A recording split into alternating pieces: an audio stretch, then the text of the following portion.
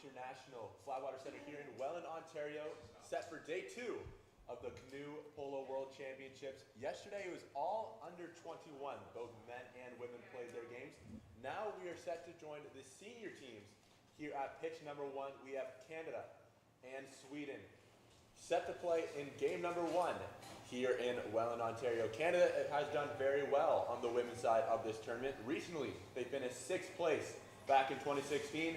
Sweden, they finished 16th place back in Italy 2 years ago. And we are off on pitch number 1.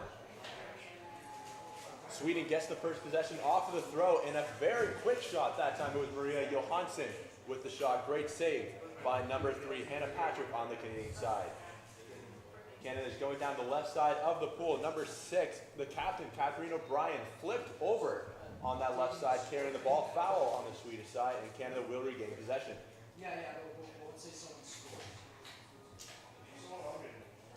As we saw a lot yesterday, a lot of the times they have 3 players on the outside of that middle area, the perimeter, I guess we would call that, and 2 players really trying to gain some ground, seeing if they can find a seam. But Sweden all in that middle, trying to get away those passing lanes and force Canada to pass the ball outside. Another shot by Canada. That was number 7, Marian Lukasic, and it's going to be blocked. Another fantastic save. This time it was by Sweden. Number 9, Emily Backreach.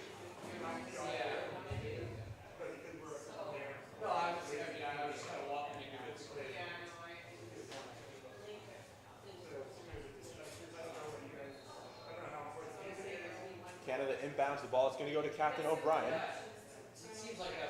O'Brien charging it on that far side of the pool. Lukasic with the ball on the left side. Now to number 9. That is Julie Bryson. Back to Lukasic. O'Brien with it at the top.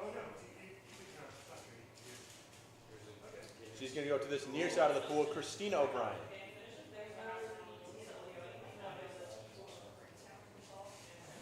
Back to Captain Catherine O'Brien at the top of the pool. O'Brien, the oldest player on this Canadian team.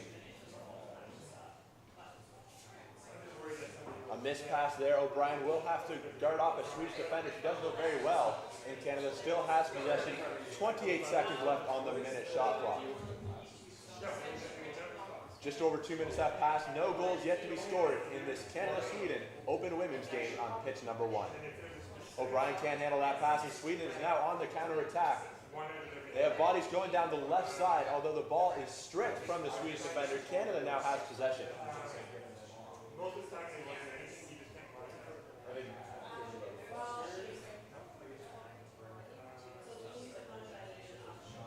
Hannah Patrick, the goalkeeper, with it on that far side of the pool, passes over to Christina O'Brien on this near side. O'Brien's going to go all the way to the far side to Hannah Patrick. Hannah Patrick can't handle that, and quickly on the counter-attack is Maria Johansson with the ball now, and she has a Swedish through ball right to number 5. That is Vilma Scatterstick, and she has an open goal to put Sweden up on the board. 1-0 for the Swedes.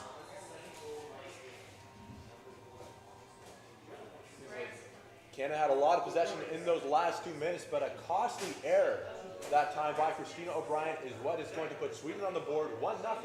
Just under 3 minutes have been played on pitch number 1 between Sweden and Canada.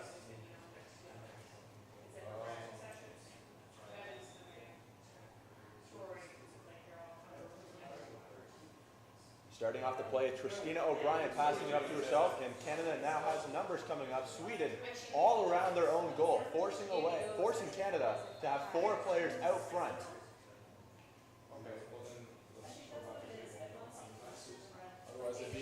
A ball lands in pitch 1 from pitch 2, forcing the play to stop for a brief moment. We'll be ready to go right away. And we are back playing, and now it's Julie Bryson with it on the near side. Sierra Dabdiak is going to go to Christina O'Brien. She's going to pass it herself. She has a lane. She's elects not to take it, and it's going to go right back to Dabdiak. Oh no, it doesn't affect the video. They don't make that scoreboard. Christina O'Brien in the middle. She has space, and she's going to take a shot, and she's going to hit the right side of the goal. Very, very good shot by O'Brien. Not good enough. Good enough to beat the keeper. Not good enough to beat the goal. A lot of pressure on this Swedish side. Canada doing a very good job of keeping the ball in the Swedish side, keeping possession and getting a shot clock and getting the offensive rebound. O'Brien, who just hit that post, she's going to have to go back to her to Davdia. Davdia waits. She's going to switch the field all the way to number 10, Caroline Kersiak. Captain O'Brien to Christine O'Brien. She takes the shot and she's going to hit the top left of the goal. Great shot that time by Christine O'Brien. 1-1. Canada ties it up against Sweden. 5 minutes, 40 seconds left to go in half number 1 on pitch number 1 here at the Welland International Flatwater Center in Welland, Ontario.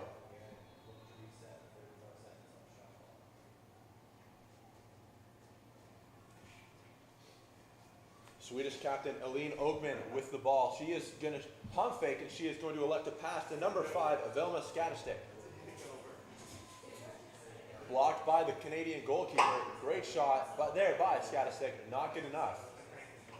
And Canada now has possession. Number 3, Hannah Patrick with the ball. She finds Caroline Karsiak, and she is going to take, she has loads of room. 2 Swedish defenders still behind her. And she's elected a pump fake again, leaning back, and she gets the shot off. Fantastic individual effort that time by Caroline Karasiak. And she puts Canada back on top. 2-1 is the score.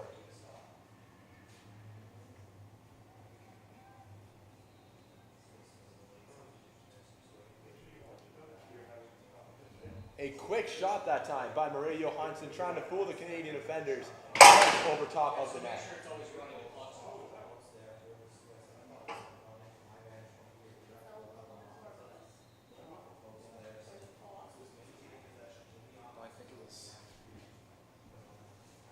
Captain O'Brien taking the ball up for the Canadian side. She has options to her left, and she will use number 9, Julie Bryson. Back to Catherine O'Brien.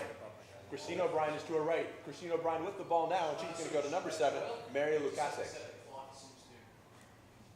Good lead pass that time. Now it's Julie Bryson with the ball. She cannot handle it, and it's going to be Canada ball off of the foul. Yeah, so just keep your eye on that. Can you see it? Excuse me, now it's the Canadian corner off the deflection. Christine O'Brien will take the corner for Canada. She's going to go all the way back to the top. It's now with number 3, Hannah Patrick. Patrick goes to Lukasik. O'Brien will take that.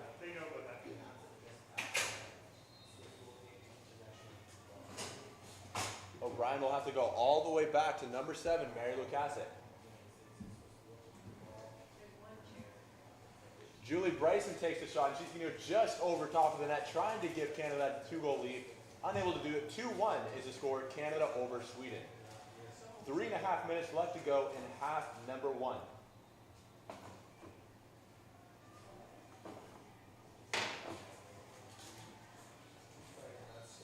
Scatterstead down the field. She is going to go now to number 3. That is the captain of Sweden, Elaine Ogman.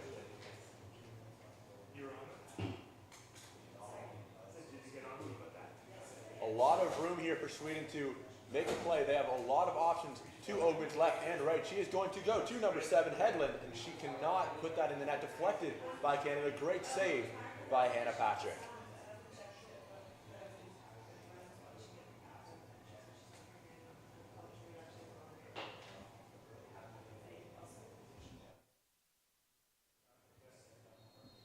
Headland with it right in front of the Canada goal. She tries to shoot, deflected by Christine O'Brien. She loses it. Great play there by Aline Ogman to keep Sweden with the ball. Now it's all the way near the center of the pool with Alina Lundgren. 40 seconds left on the shot clock. 2 minutes, 25 seconds left on the game clock. 2-1. Canada leads over Sweden. Here is Headland with the shot, and it is not going to go in. Great shot there by Sweden. The ball is in the middle. Nobody has possession of it yet. Sweden is underneath the water. The ball was there as well. She just could not find it.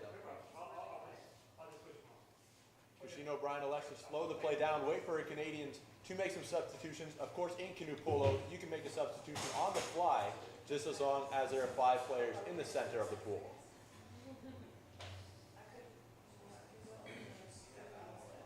Here's Sierra Davdiak with the ball. She's going to go to her right to Christina O'Brien. O'Brien's going to go all the way to that left side to Kaylin Karsiak.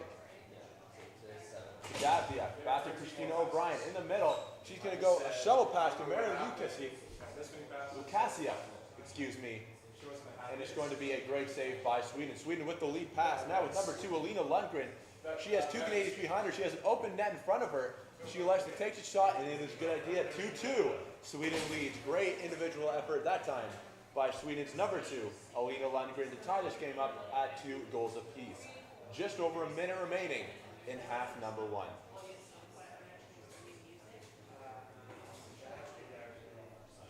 For Canada, this is their 11th time sporting a team in the Open Women's Tournament. Like I said at the beginning of the game, their best finish was 8th, and that came last year in 2016 in Syracuse, Italy. For Sweden, this is only their 5th time. Their best result, an 11th place finish in Japan in 2004.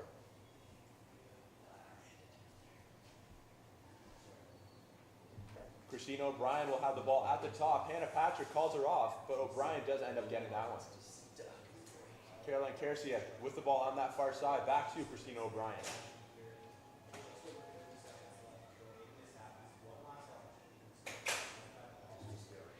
Karsiak with the ball on that far side. Now with Captain O'Brien, the captain of Team Canada. 35 seconds left to go in half number 1. Christina O'Brien charges into the middle, pump fakes, and she's going to go to Sierra Davdiak. Back to Catherine O'Brien.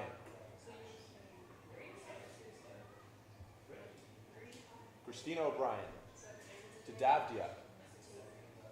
Back to O'Brien on the far side. She has options to her left, and she's going to go to Sierra Davdiak. Davdiak trying to make a move on that near side. She's going to go to Christina O'Brien. She cannot quite reach it. Sweden is charging. O'Brien tries to take the shot, deflected. And it's going to be Sweden ball. And that is halftime as the ball goes to the Swedish player. 2-2, a very entertaining first half of action. We'll be right back at the Welland International Flatwater Center in just a few minutes.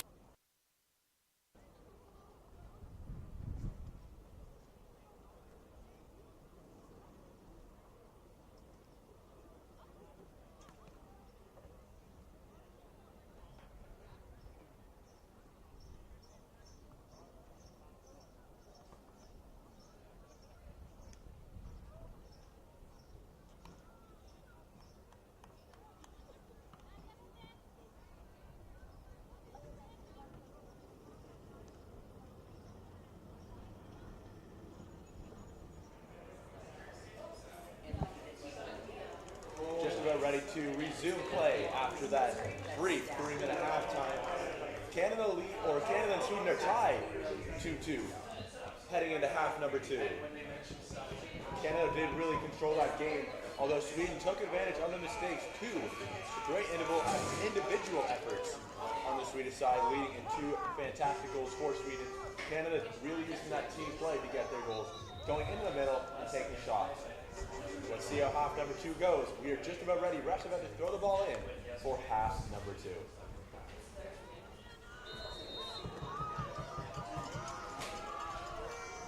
And the first sprint of half number 2 is won by Sweden. Great play there by Alina Lundgren of Sweden. Nadja Hedlund goes all the way to the far side.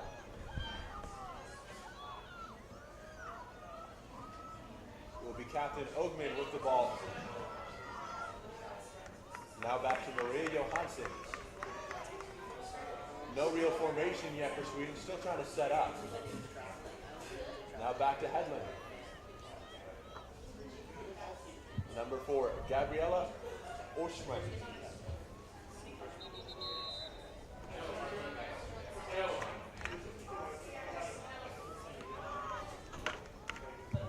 Lundgren with the shot, and it is going to be a great save. And now it's off the frame of the goal. Another rebound there by Sweden. Edlund with the shot. She cannot quite put it in.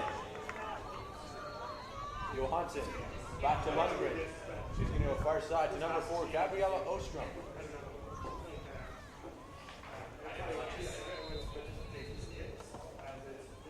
Lundgren.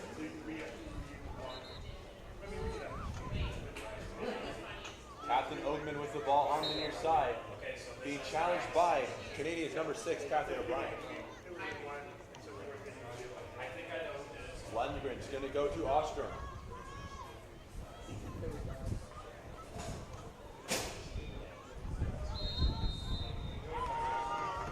And it's going to be Canada ball, illegal possession there by number 4, Gabriella Ostrom. O'Brien's going to go all the way to the other side of the pool. Hannah Patrick with the ball.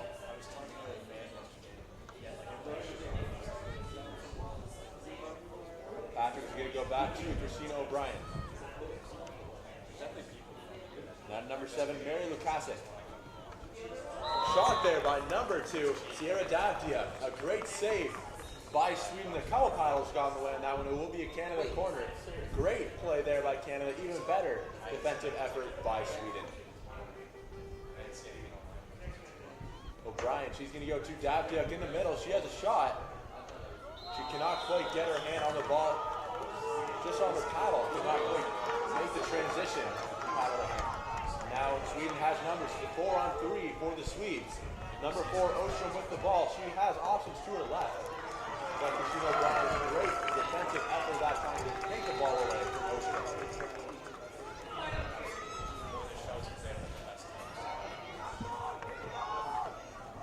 O'Brien throws the ball behind her, and Sweden will gain possession off of the missed pass by O'Brien.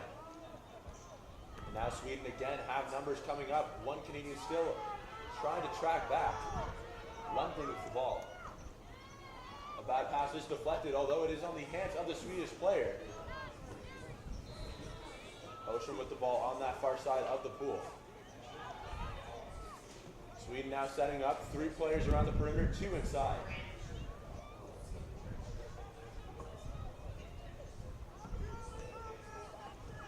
Out comes Scatterstead, and now 4 players outside of the goal area, looking to pass the ball around. All paddles in the air for Team Canada.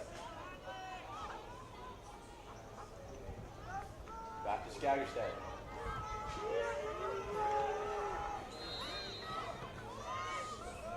She's going to go for goal from a very long range out. Just cannot find that top right corner, just over top of the net. Canada will get possession underneath their own goal. With Sierra Davdia. Just over 5 minutes left to go in half number 2. No goals have been scored in half number 2. Still 2 goals to 2. Tie game between Sweden and Canada.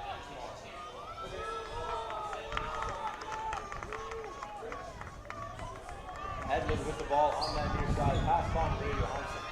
Hedlund will take a shot, and she is going to put Sweden up front. 3-2. This is scoring. Great shot there by number 7, Naja Hedlund.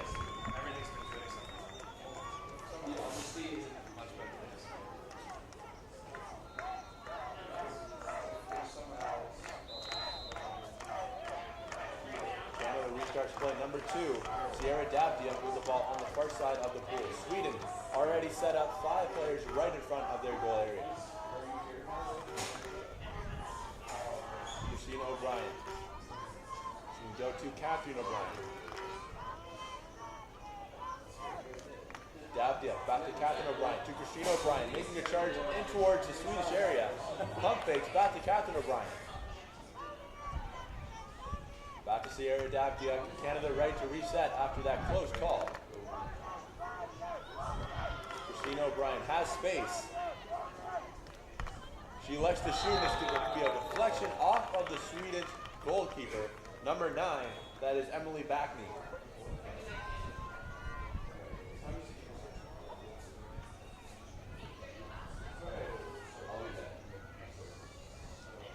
Christina O'Brien will take the corner for Team Canada.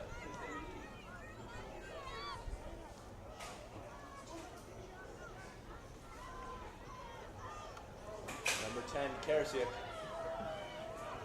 She's going in herself, and she's going to pass it out to Hannah Patrick. She's going to go far side. It's a bad pass there by Patrick, and Sweden easily intercepts.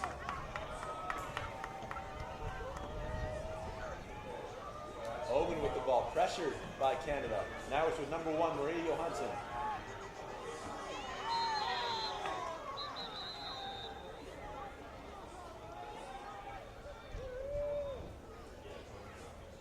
Catherine O'Brien is showed the green card, and it's showed to all of Team Canada as the referee waves that flag around. A green card is given to the whole team. It's a team foul for Team Canada.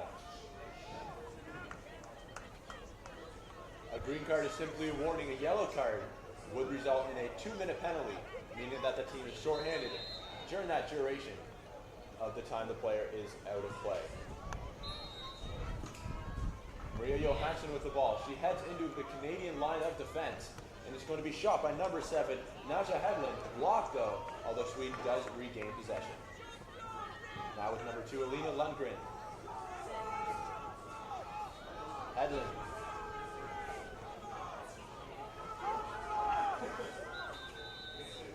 Back with Hedlund.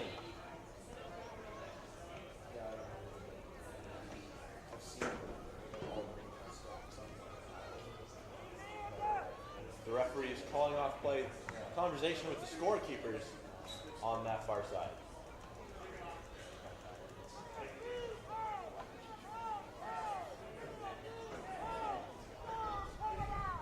Three minutes, 20 seconds remaining in half number 2.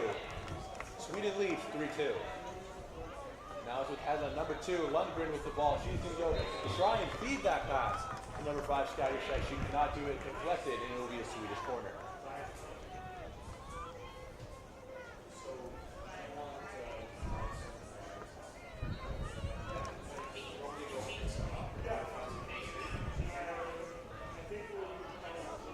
Maria Johansson with it, closely guarded by Team Canada.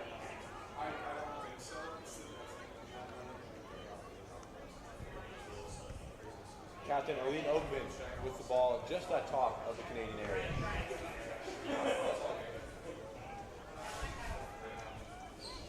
Naja Hedlund back to Oakman. Deflected by Team Canada, but Sweden will regain possession. Hedlund with the ball. A lot of pressure now by Team Canada, getting to almost a panic stage now. They need to get the ball if they want to have a chance to win this game. Sweden very content with just keeping the ball in the Canadian area. A great pass there and a great shot by number 5, that is Vilma Skagerstedt. And she will double the lead of Sweden 4-2. And Canada needs 2 goals quick if they want to come back into this game. But Sweden very happy with how that last lesson went. They burned a lot of time on that clock with a lot of shots and a lot of offensive rebounds. 2 minutes remaining in this game between Canada and Sweden. Sweden leads 4-2.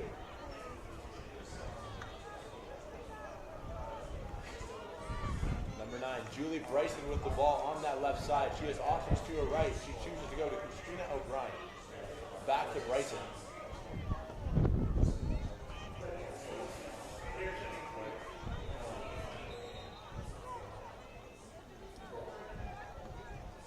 Bryson is going to go all the way back to number 10, Carolyn Caricia.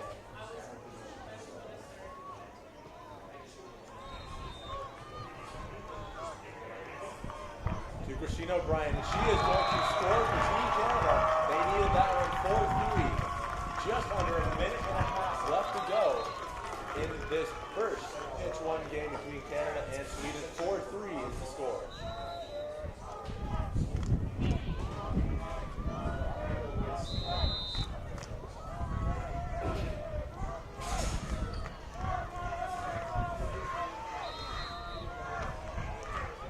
Canada pressing like we would have expected, and now with number 7, Naja Hedlund.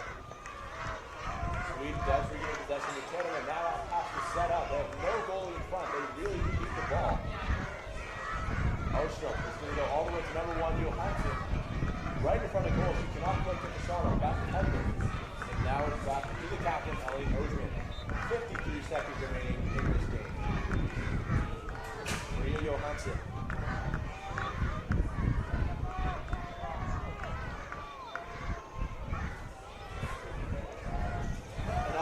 Frame of the goal. Great shot by Maria Johansson, and Canada has possession.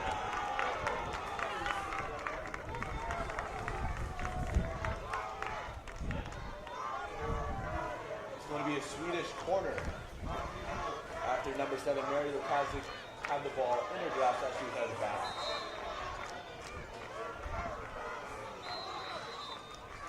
Ostrom with the ball. Now over for Gabriela Ostrom.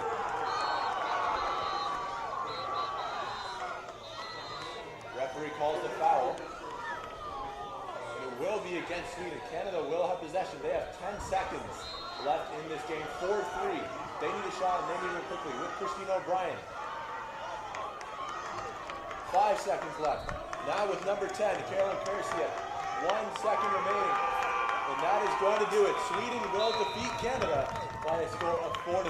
Very entertaining game as the players shake hands. 4-3 is your final between Sweden and Canada. A late goal by Canada just was not enough. Only 80 seconds remained afterwards. Sweden really did control the tempo of play in that second half and did come away with the 4-3 win in the opening game of day 2. And now Sweden has the 1-0 start as Canada falls to 0-1. We will be back very shortly with the game between the Poland women and Chinese Taipei. Stick around for those games.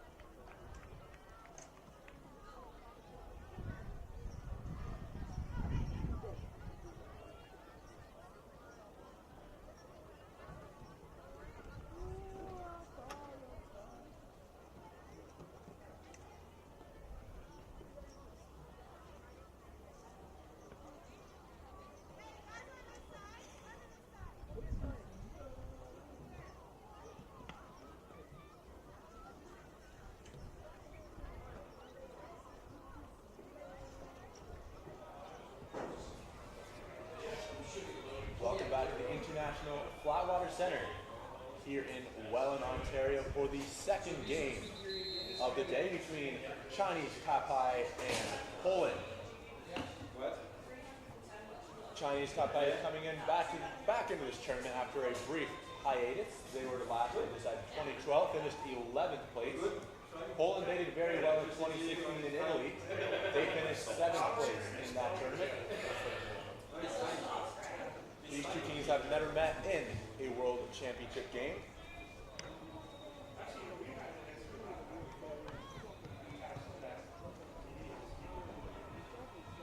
The referee is just about ready to begin this game between Chinese Taipei and Poland. If you didn't catch this before, Sweden just edged out Canada by a score of 4-3 in the early game of this day. Other games going on right now include Spain and Argentina on pitch number 2, Italy, Singapore on pitch number 3, and China against Japan on pitch number 4.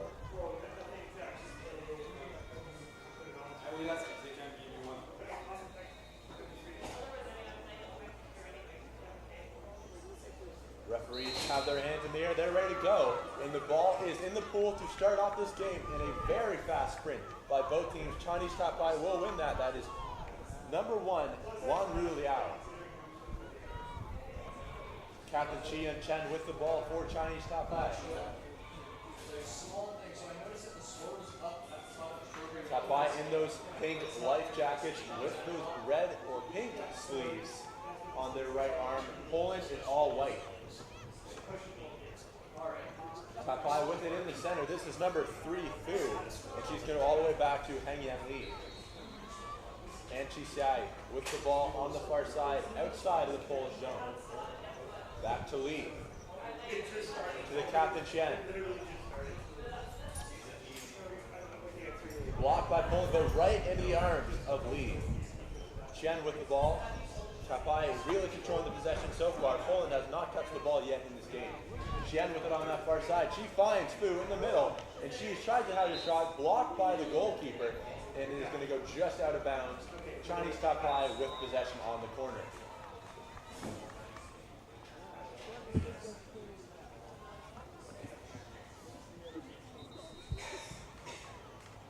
Taking the corner will be Chai-Yan Chen for Chinese Taipei, the captain. Side with the ball to number 1, Liao. Great shot by Liao, but a great save that time by Polish goalkeeper, the captain, Jesiana Trajewicz.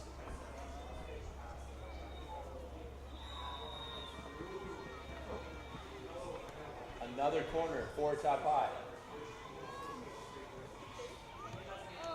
Another shot by Chinese Taipei, another save. That time it was Jesiana Trajewicz.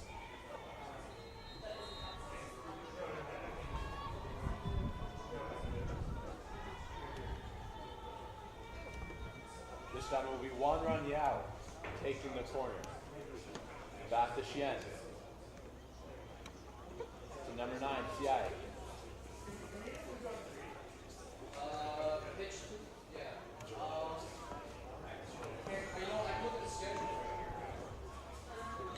Chi and Chen. We got Heng Yan Li with the ball. Back to number 9, Xiao. Liao with it just in front of that Polish net on the right side. And a shot again, that time it was number 9 and Chi Xiai, and it's going to be another corner for Chinese Taipei. It is now just under 3 minutes being played, and still Poland has yet to touch the ball or have possession of the ball.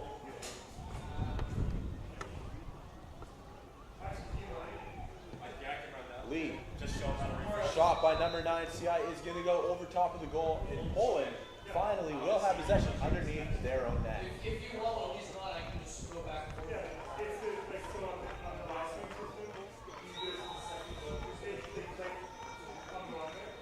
To number 1, Gabriela Bazan.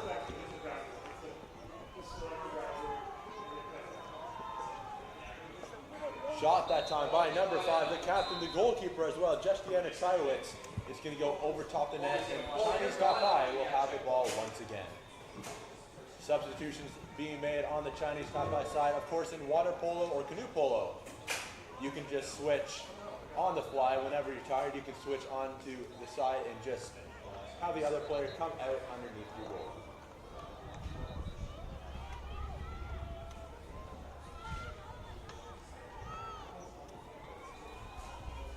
Number 2, Yifan Kang with the ball. She finds Xian, but it's off the top of the kayak and back to at the top. She finds space to the right of her, and she's getting all the way back to the top near the center of the pool to number 9, Angie Sai. Yeah. It seems that a few seconds they come off and on the live stream. Great pass that time. It is through with the shot, but another great save by Tyrowitz.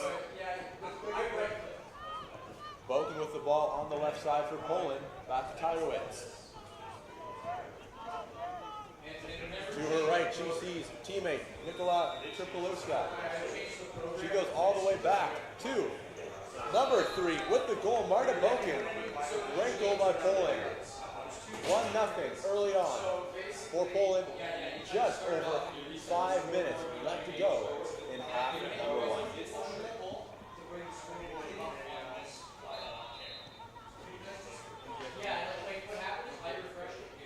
Yu Tung Fu with the ball. Poland up 1-0 at that early goal by number 3, Marta Boken.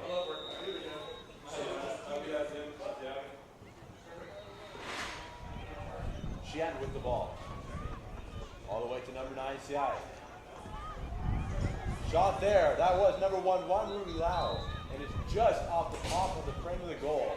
And it is going to be Poland ball. Great chance there to tie it up from Chinese Taipei.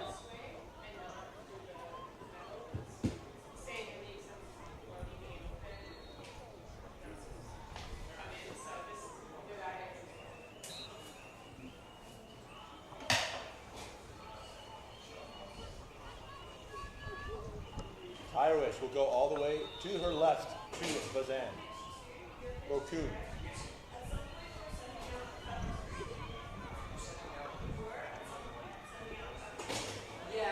Madej with the ball. Back to Bokun. Tyrowitz. To Bazan. It looked like that may have gone in. The referee says no. It's just off the bottom of the frame of the goal. Off the paddle, back off the bottom frame of the goal. And out for a Poland corner.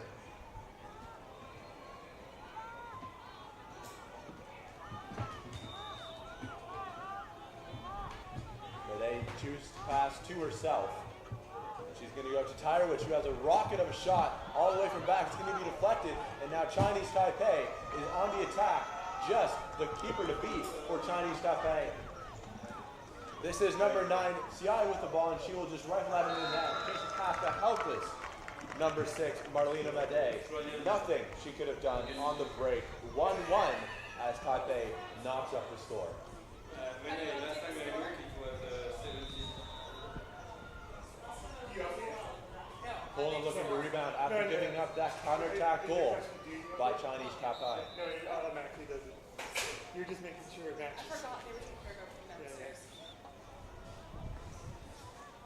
With the ball is Tyrowitz.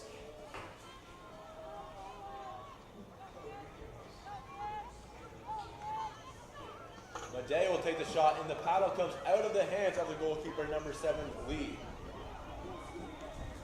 Xian with the ball.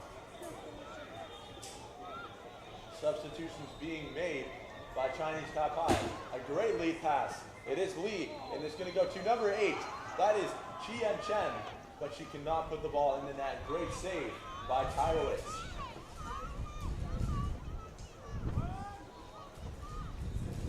Tyrowitz will regain possession for Poland, leading the attack. 4 players just in front of her. Bokun going up the middle. She's going to take the shot herself. A long distance shot by Bokun, and it's going to be just over top of the net. No real threat to the Chinese Taipei goal. Oh, yeah?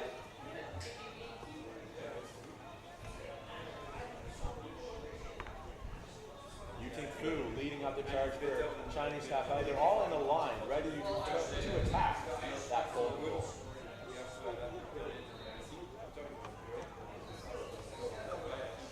Now it's with Lee. Side. Loud to her right. She chooses to go to Liao on the right side. She charges the goal. It's going to go back to side. Fakes the shot, and it's going to be a corner for Chinese Taipei off the deflection. And a great save again by Polish goalkeeper, the captain, Justiana Tyrowitz.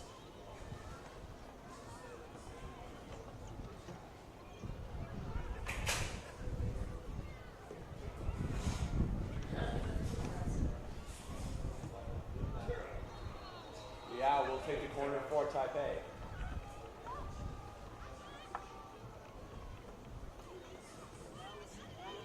Attack by Chinese Taipei. It's now in Tsai's hands, and it's going to be a foul, it looks like, being called by the referee.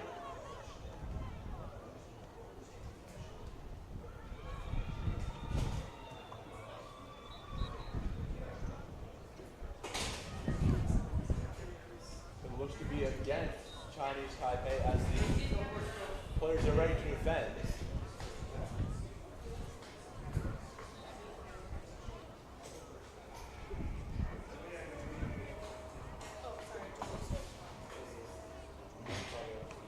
Captain Shi Yunshan has the ball with her, although it looks like all of her teammates are already on the other side at their own goal.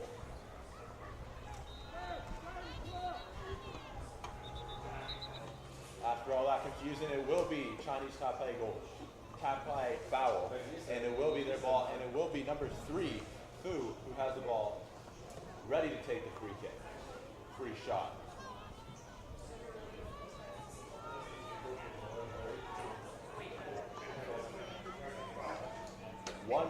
This is scored between Poland and Chinese Taipei. Poland scored with just over 5 minutes left to go in half number 1. Chinese Taipei scored about a minute and a half later, about the 3.5 minute mark. And now we are ready to see what happens in this final minute of game number 2, half number 1, here at the Welland International Flatwater Center. Good play there by Taipei, and it's going to be number 1. That was Wang Liao, who cannot hit the frame of the goal. And it will be deflected, and it will be a corner again for Chinese Taipei.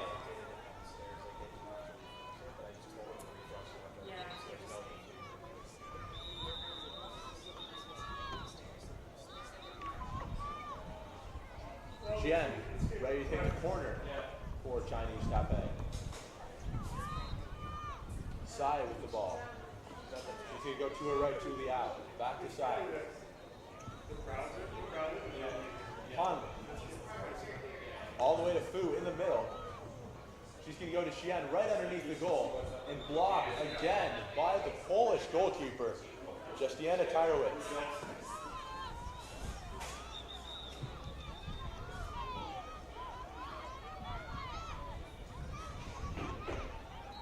Chinese Taipei really controlling this play of the game right now. And Poland, all they're doing is defending, and that is going to do it for half number 1. Chinese Taipei won, Poland won a very eventful first half, although the score does not say there were a lot of chances, but great goalkeeping, mainly by number 5 on Poland, Justiana Tyrowitz. We'll be back here at the Welland International Flatwater Center for half number 2 in just about 3 minutes.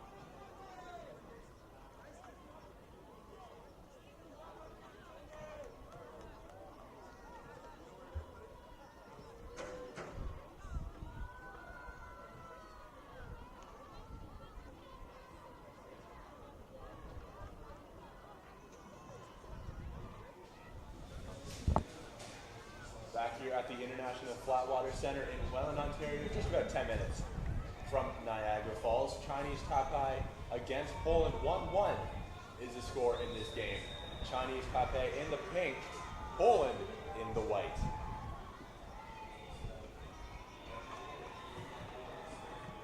Very eventful first half here at pitch number 1. Chinese Taipei really did control that play, had a lot of the possession numbers, and a lot of that time was spent in the Polish end.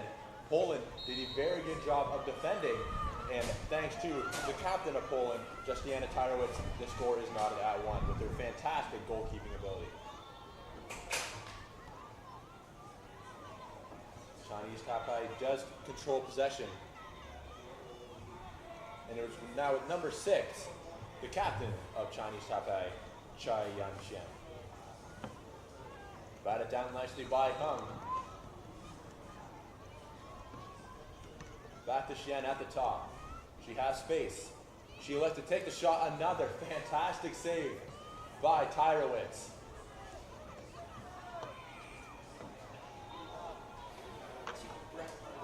Poland now charging up the field. Now with number 2, that is, Nikolai Tripaluska. Elects to take the shot, that is Markowitz, but it's blocked by Chinese Taipei. Tyrowicz with it at the top, and it's going to be a foul against Poland. Chinese Taipei will regain possession.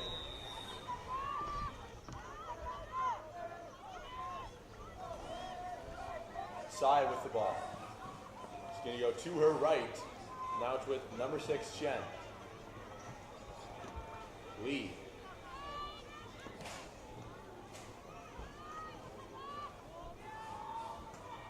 Lee has a great shot and just out of the reach of the Polish goalkeeper Tyrowicz, and Chinese Taipei has their first lead of the game, 2-1. Just 8.5 minutes left to go, a minute and a half into half number 2.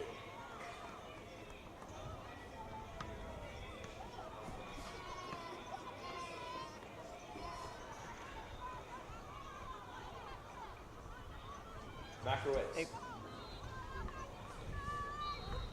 Back to Tyrowicz. Boken.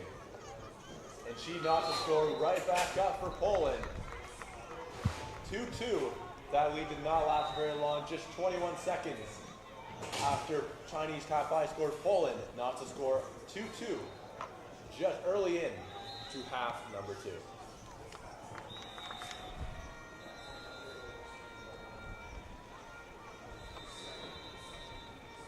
Hung with the ball. She goes to Xian. Now to Fu. Back to Xian. Xian trying to make space in that middle. A lot of Polish bodies there. It will be Fu getting the final shot. It's going to go just over top, appealing for a corner, and it will be. Chinese Taipei will have the ball on the left side of the pool.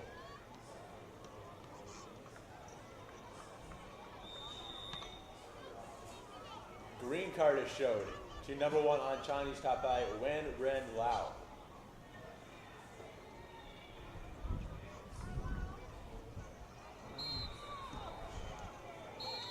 And a goal off of the free kick by number 3, Yuting Fu. 3-2 for Chinese Taipei.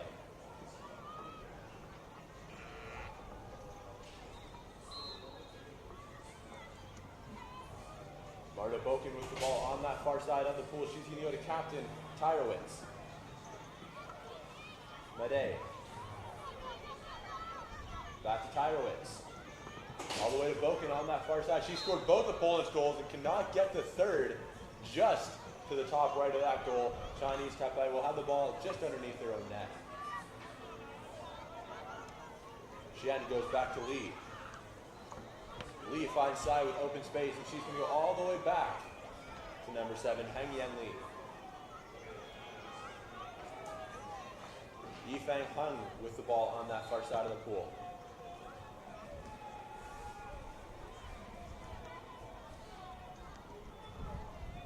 Just under 3 minutes having played in half number 2.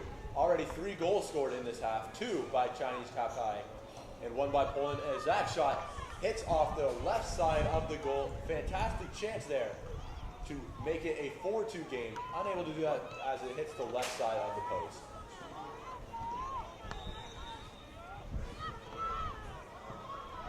Poland now on the counter attack. They have numbers going forward as Chinese Taipei is having a few kayaks coming a little slower. 5 on 3. Now it's with Tyrowitz. She elects to shoot, and that's going to hit the bottom of the net. Great chance for Poland to level up the score, and it will be Chinese Taipei's ball as there was an illegal possession.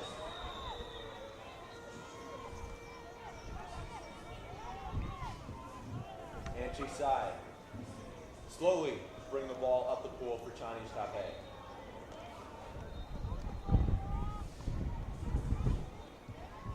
Now with Hung. Back to Sai. Back to Hung on the left side. She shoots herself, and that's going to hit off the left side of the frame. Xian has it. Pump fakes. She's going to go to Fu in the middle. Fu's going to go to Sai. Back to Xian on the left side. She has an open shot. She takes it. A great shot by Xian, the captain of Chinese Taipei. 4-2. 5 minutes, 46 seconds left to play in half number 2. Chinese Taipei really is just starting to control this game, starting to run away with this game. Let's see if Poland can get back in this.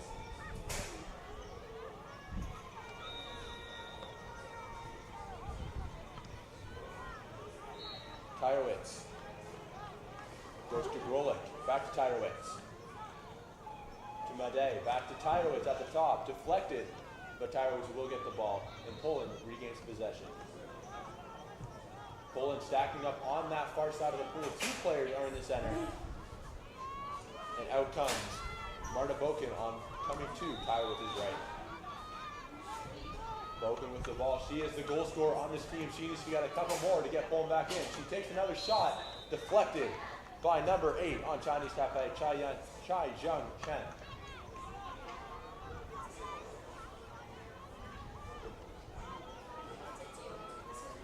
Corner for Poland. Just put in front of her, that was Marlena Bade with the ball. And the pass intended for Boken is just a little bit too far. Now Chinese Taipei has numbers. Xian kayaking up the pool.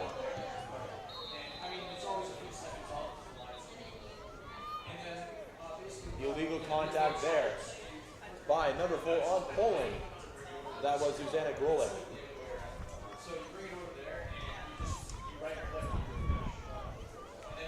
Tyrowitz has the ball for Poland. 4.5 left to go. Chinese Taipei leads 4-2. I'll stick around so you can Makowicz with the ball. She's going to go to Boken. Boken trying to find Tyrowitz, but it's going to be deflected by Chinese Taipei, and they have numbers 3 on 1. Side chooses to set up a play, and it will be now number 7 with the ball, Yang Yan Li. And that is going to be off the top of the crossbar. Great chance there by Li, just not able to get the 5th goal for Chinese Taipei. Tyrowitz with the ball. It's going to be advantage played.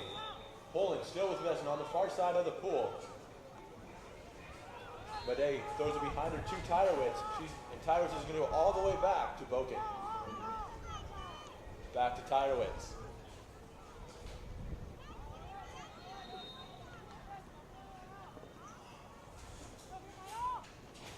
Tyrowitz with lots of space on that far side of the pool.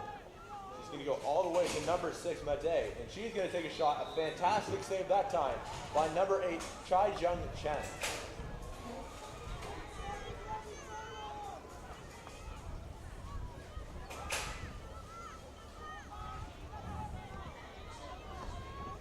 Poland corner as number 2, Nikola Tripaluska with the ball.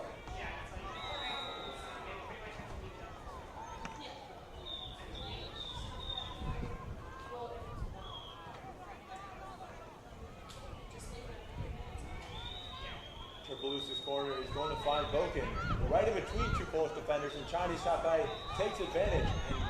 Great steal. That time it was Sai.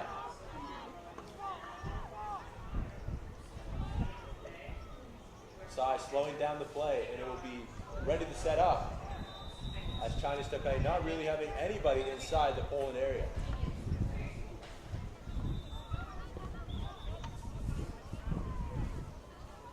Substitution being made by Chinese Taipei. Only 4 players on right now as number 7, Li, regains the attack. Xian with the ball, scored the last goal for Chinese Taipei. Fu inside, and she will go all the way outside to side. Xian back to Fu. Gets blocked by number 2, Tripaluska.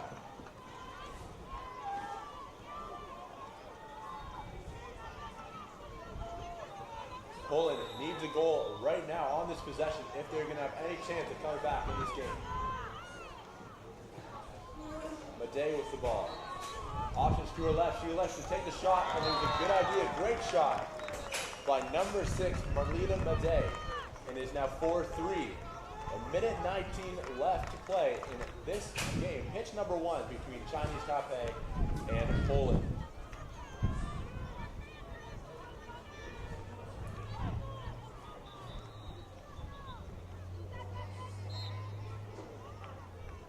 Xian. She's going to go to number 2, Hung. No rush for these Chinese Taipei defenders. They have a 60-second shot clock. They can burn a lot of time just by keeping possession. Xian.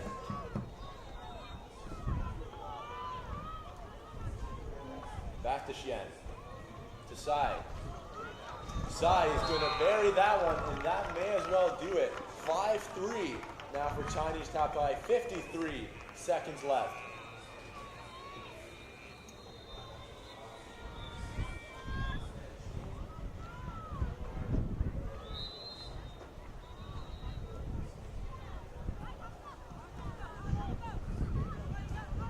It's with Tyrowitz on the near side of the pool. She elects to have a shot. Great block. That was number 7, Li. And she needed to make that save. It was a great shot by Tyrowitz, finding that top left corner. But Li's paddle just in the way of that.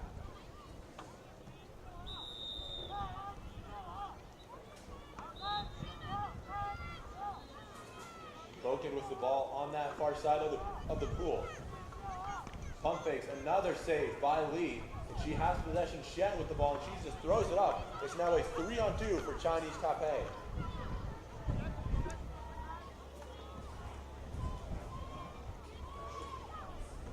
Sai with the ball. Slowing down the play, waiting for the rest of her teammates to come. Xian takes it, and now it's 6-3, 9.8 seconds left. And that has definitely done it. If it didn't do it before, that's the icing on the cake. Chinese Taipei up by 3. 9.8 seconds left on Poland, and they look defeated.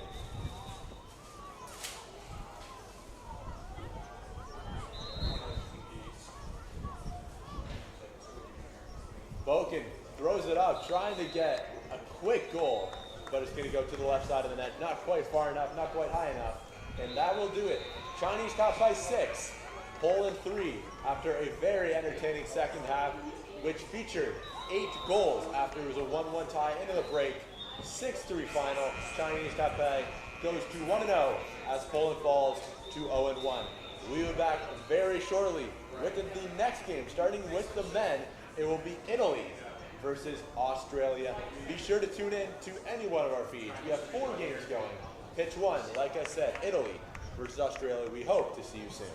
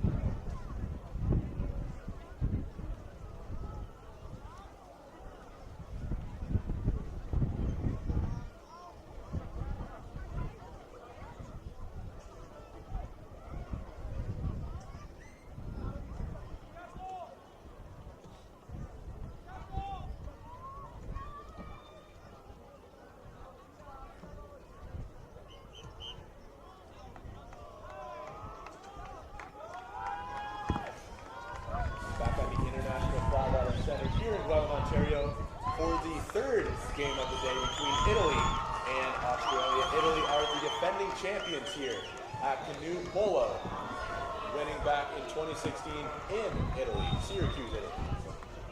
Italy does regain possession off of the opening sprint. It is now Bellini with the ball on that right side, charging towards the goal. He's going to go all the way back to teammate number 6, Andrea Romano. Back to Romano. Bertoloni. Bertoloni is down the far side.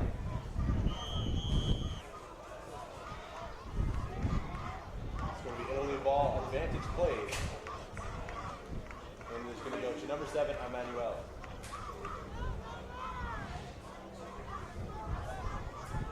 Romano. Back to Emmanuel. Trying to slip it through to Rivera. And he does finish. 1-0 for Team Italy.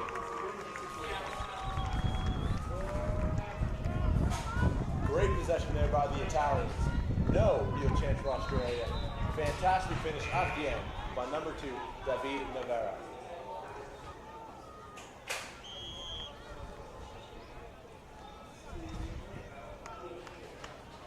Now Australia starting up. Australia started up their Canoe Polo campaign with a dynasty, winning all 3 in 94, 96, and 98, and really have not done as well as they had hoped, last finishing in 15th back in 2016. As I recently said, Italy won that tournament.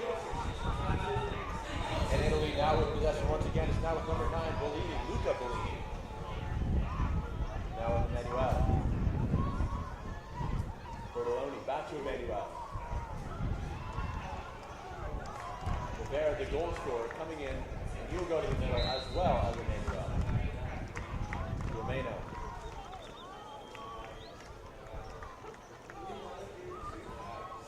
Rivera once again, he was going to go to Bertoloni. He thinks that he got slapped on the hand, and he does. It will be a free kick, or free shot, I should say, for Italy.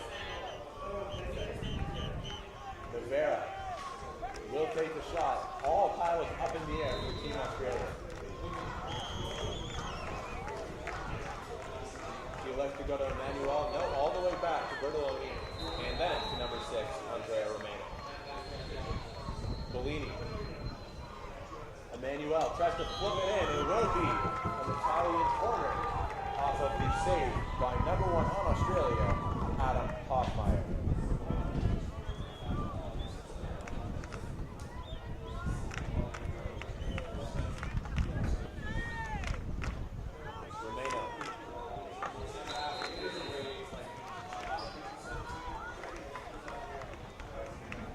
Bellini, back to Romano. Bertoloni. Romano all the way back to the top. Finds Bellini on that right side. Elite pump fakes, and he's going to finish in that top left corner. Great finish. That time by number 9, Luca Bellini. He gives Italy a 2-0 lead. 6 minutes, 48 seconds left to go in half number 1.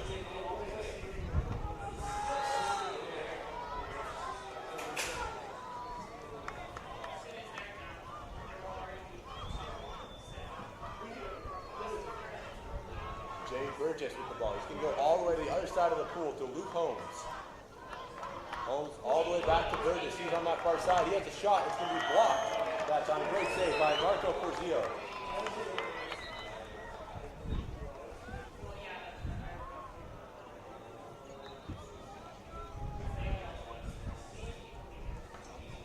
Number 4, Nathan Rosagudi. All the way to Luke Holmes on that left side. Back to Rosagudi. Hoffmeyer. Back to Holmes. Rosagudi at the top. All Italian defenders inside that middle area, allowing Australia to pass amongst around them.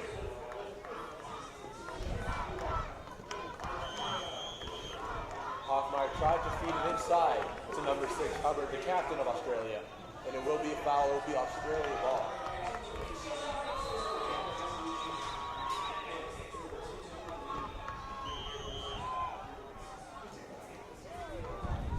Hoffmeyer's going to go to Holmes on that left side.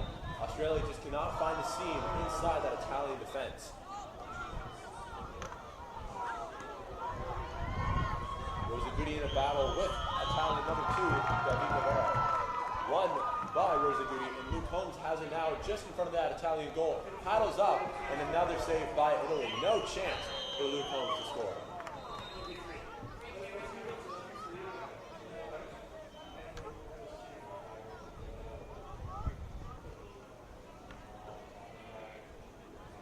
Andrea Romano will take up the ball himself. He has Eduardo Corvea to his right, and he chooses to go to him.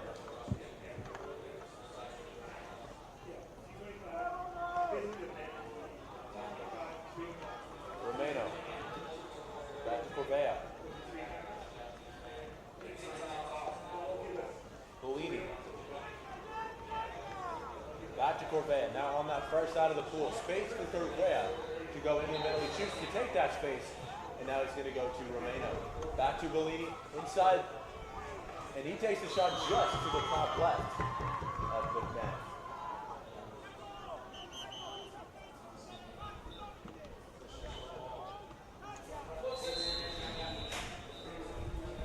Four minutes left to go in the first half of the third game here at pitch number 1. The first men's game that we've seen here on pitch number 1. Italy 2, Australia 0. Romano now with the ball just in front of the Australia goal. We choose to go to Luca Bellini. Eduardo Correa. Back to Bellini. Bellini goes to Pat. And he chooses to miss. And it's going to be stripped by Australia. Good through pass. That was number 6. Now Stephen Hubbard.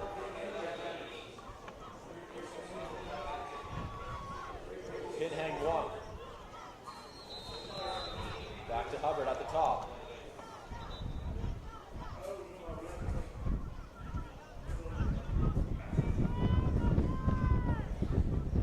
Adam Hoffmeyer now. Back to Luke Holmes on that left side.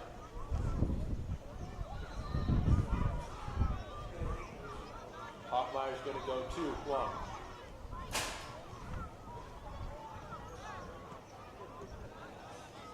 Still with Wong on that left side, circling the Italian defense, all of them just in front of the net. No area for Australia to get a pass inside to number 7, Jay Burgess. Adam Hoffmeyer chooses to shoot another save by Italy. And still, Australia cannot find a way to get by that Italian goalkeeper. Another great save by Andrea Romano.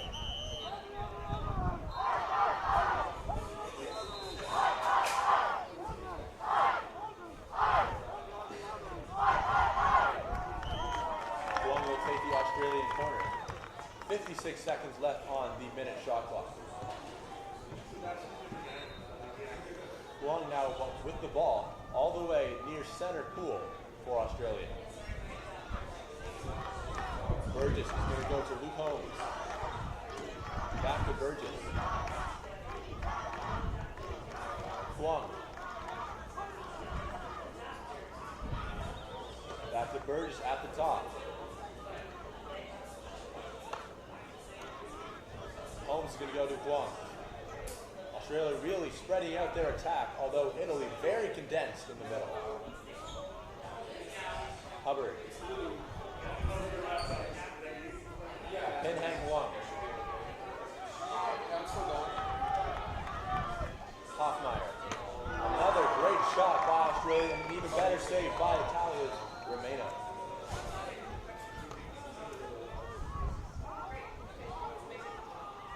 Controlled well there by David Navarro. He has an open shot, and he, with a 3, Australians right behind him. It is going to be a goal.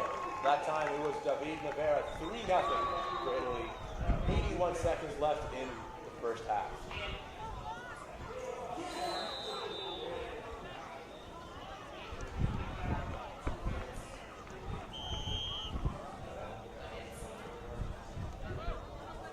Australia kicks things off. It is now with the captain, Hubbard, with the ball for Australia.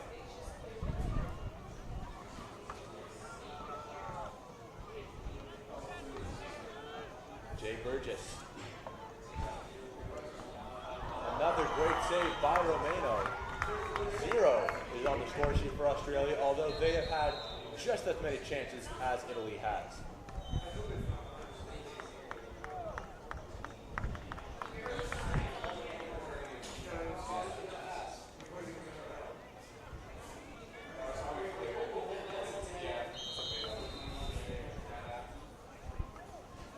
Luke Holmes takes the corner. He's going to take it himself. He's going to go all the way to that far side to Hubbard. Hubbard paddling his way into the area and cannot get there. He's going to go all the way back to number 7, Jay Burgess, at the center of the pool. Back with Burgess from Hubbard. Back to Holmes on that left side. 30 seconds remaining. Jay Burgess is going to go to Holmes. Australia trying to make something happen in that middle, but just nowhere to go. Italy is just stymieing them in that middle.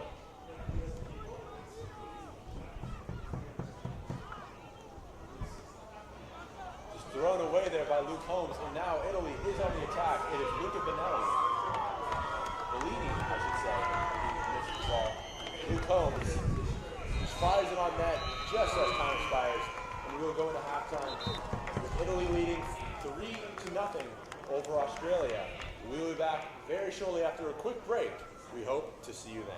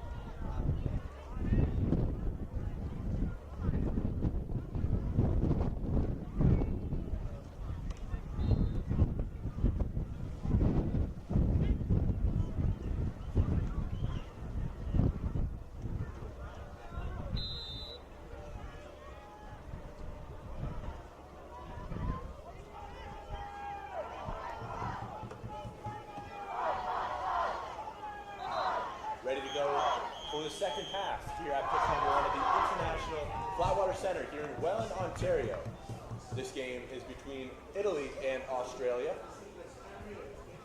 Italy scored 3 times in the first half, leading 3-0. Australia had plenty of chances, but great goalkeeping by Andrea Romano is what keeps Australia at 0 as we begin half number 2 in a great sprint. That time it is won by Emmanuel. Foul by Emmanuel, and Australia will get possession.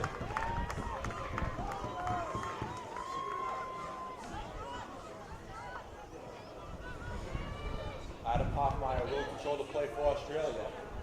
He has swung to his left, and now back to Hoffmeyer. Back to one.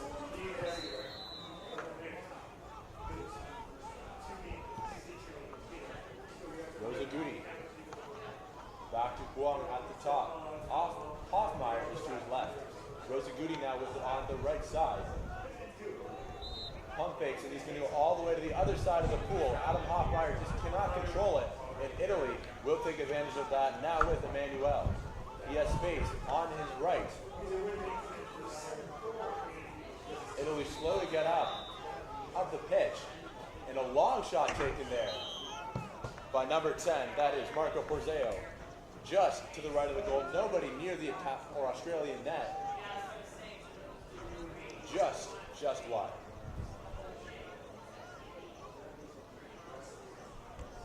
Australia starts things up again. It's now going to be Adam Hoffmeyer on the left side of the pool, and he's going to go all the way back to Luke Holmes.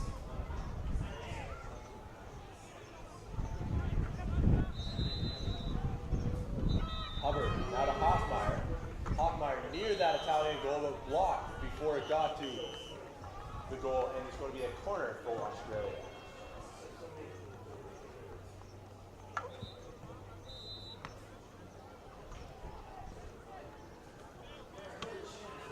Adam Hoffmeyer is going to go all the way back to Stephen Hubbard. Hubbard's going to go to Holmes. Back to Hubbard. Hoffmeyer. He pumps and he's going to go to Luke Holmes in the middle now.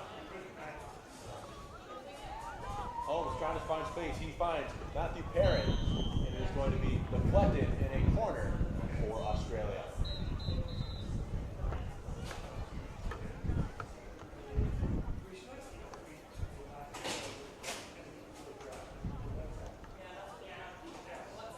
Captain Stephen Hubbard is going to go all the way back to Luke Holmes. Italy still not allowing Australia to get anything in the middle. Hubbard's going to have to retreat all the way back to Luke Holmes. 40 seconds left on the shot clock. We've played 2.5 minutes in half number 2. No goals yet. Italy still leads 3-0.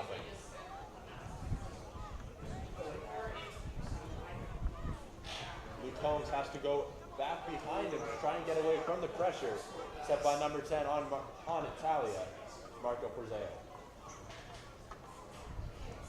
Hoffmeyer. Back to Holmes. Hubbard with it. He is in the middle as well. He's going to have to go all the way back. Nowhere to go. He takes a shot just off the top of the crossbar. Great shot there by the captain of Australia, Stephen Hubbard, but just a little bit too high off the bar. It beat the Italian goalkeeper, Andrea Romano, but not the frame of the goal.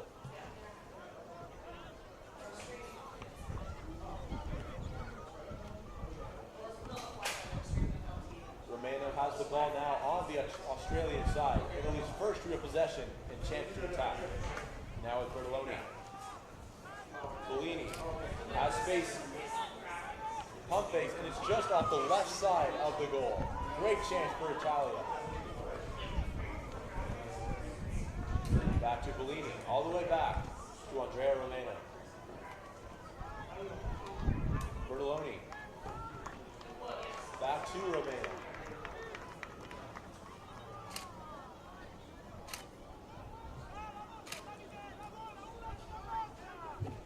Andrea Romano, he's going to go to Bertoloni.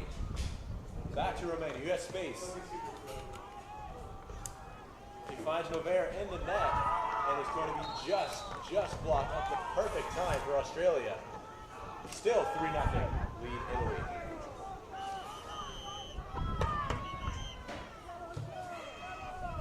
Luke Holmes slowly will bring the ball up for Australia, as Australia is making changes. Italy will as well, as there is time. 5.5 left to go in half number 2.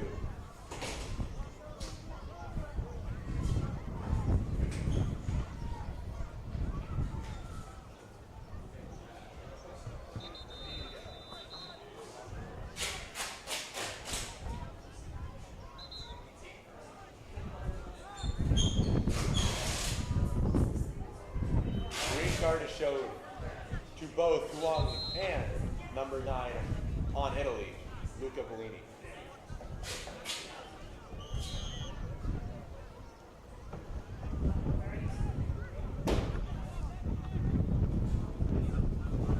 Huang with the ball on the right side. Now he's going to go Luke Holmes charging up into that Italian front. A Great chance there by Adam Hoffmeyer, but it's going to be blocked. And Italy now on the counter. It is number 7, Gianmarco Emanuele. And he gets by Guam and now has an open lane.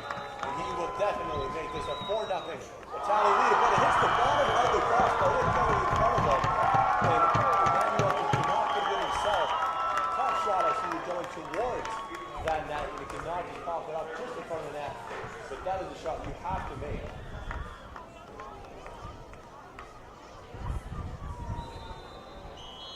Five minutes left to go in half number 1. It is still 3-0 for Italy.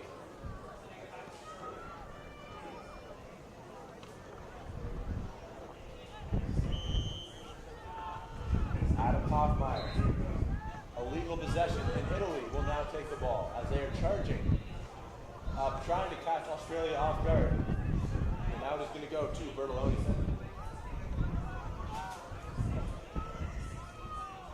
Now it's Bellini. Going to go all the way back to Romano. Romano goes to David Navarra. To Bellini. He has Bertoloni to his left. Bertoloni charging in now to Bellini. Bellini finds Navarra inside. Blocked by Australia. And Australia has possession. Italy has to get back.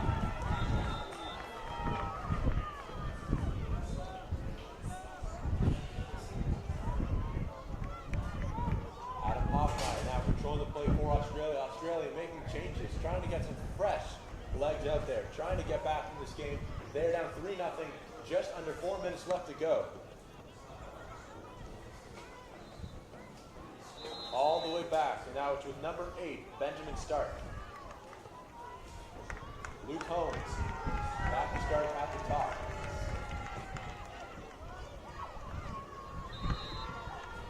Australia trying to get something going here with Stark. He is to his right, he just cannot find. Jay Bird is in the middle, fumbled a little bit, and Italy gains possession. Now it's 3-on-3. Italy making changes. Now they only have 3 tie-outs on the field as Australia steals the ball from Bellini.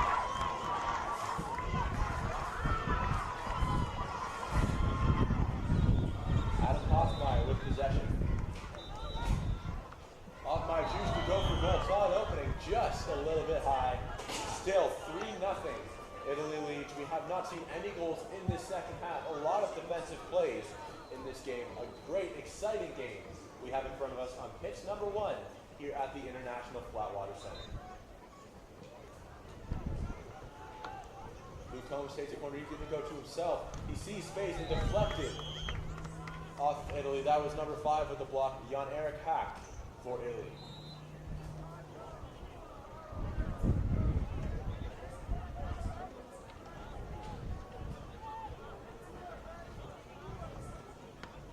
Holmes has options all the way at the front of the pool. And he's going to go to himself. He finds Hubbard. He's going to go back to Holmes. He's going to go to Hoffmeyer on the other side. Switch the play. And then finally, Australia do find a way to beat Romano. It is going to be Jay Burgess with the goal. 3-1. Italy lead. Australia on the board. A little bit of hope. Just over 2 minutes left to go in half number 2 of pitch number 1.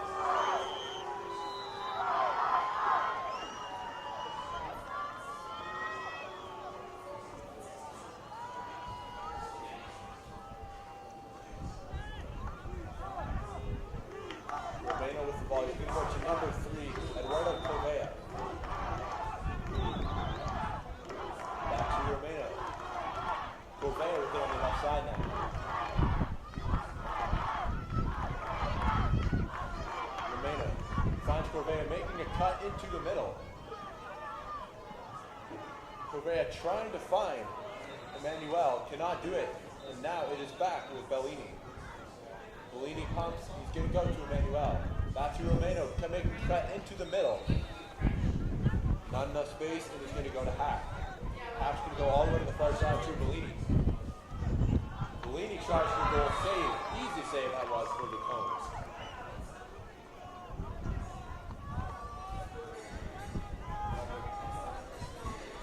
Correa now with it at the top. Italy in no rush. A minute left to go. 50 seconds left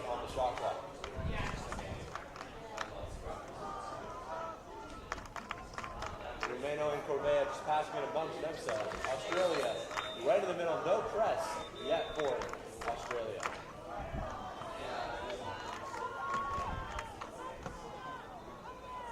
Again, it will go to Romano and Corvea at the back, just passing amongst themselves. 33 seconds left, and now Hubbard is trying to make a move on his own, but still, 4 Australians are in front of their own goal. Bellini now trying to make a push for that 4th goal. Australia trying to get possession. Hubbard does get a paddle on it, but Bellini cuts him off. Bellini with a good through pass, that's the hack, and he's going to go just outside. Australia will have possession.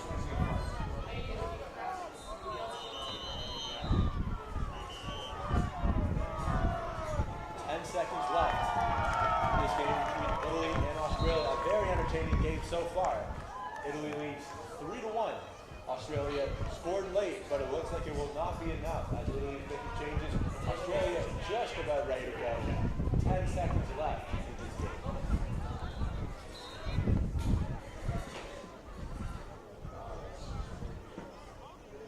Nobody near Adam Hoffmeyer. He's going to have to throw it. He does. He's going to go to Luke Holmes. He's going to have to put it on that very quickly.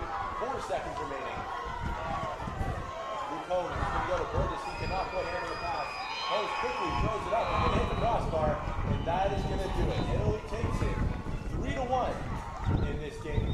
Game 3 on the pitch. 1. Italy takes a 1-0 record. Australia falls to 0-1. We'll be right back. On pitch 1, we have Spain versus the United States. Don't go anywhere.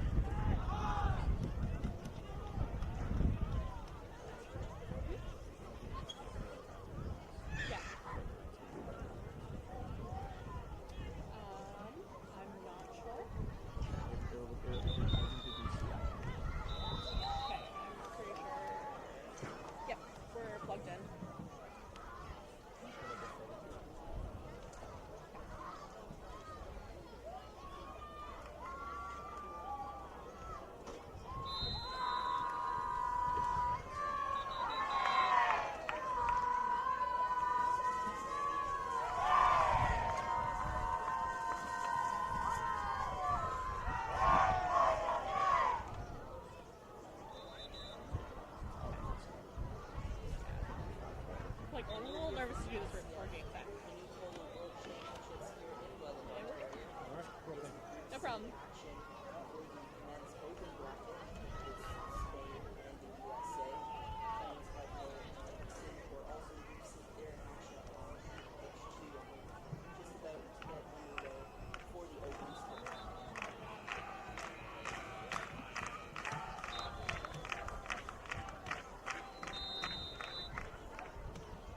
This is day 2 of the tournament. Yesterday we saw the under 21 men's and women's brackets kick off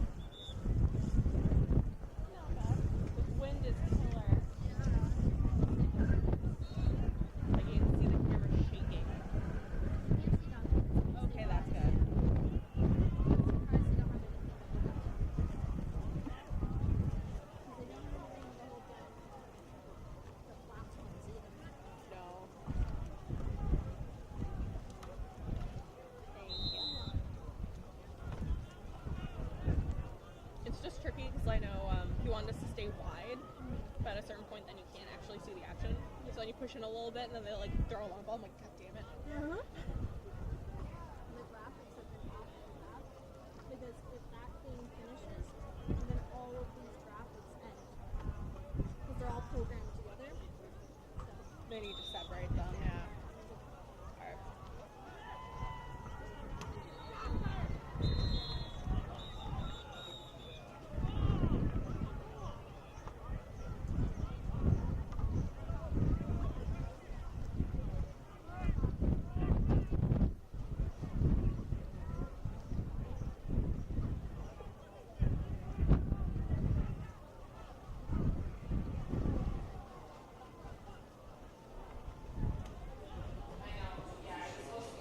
We are back here for the second half of Group C Men's Open Bracket action. Spain and the USA. Spain gets possession of 2-0.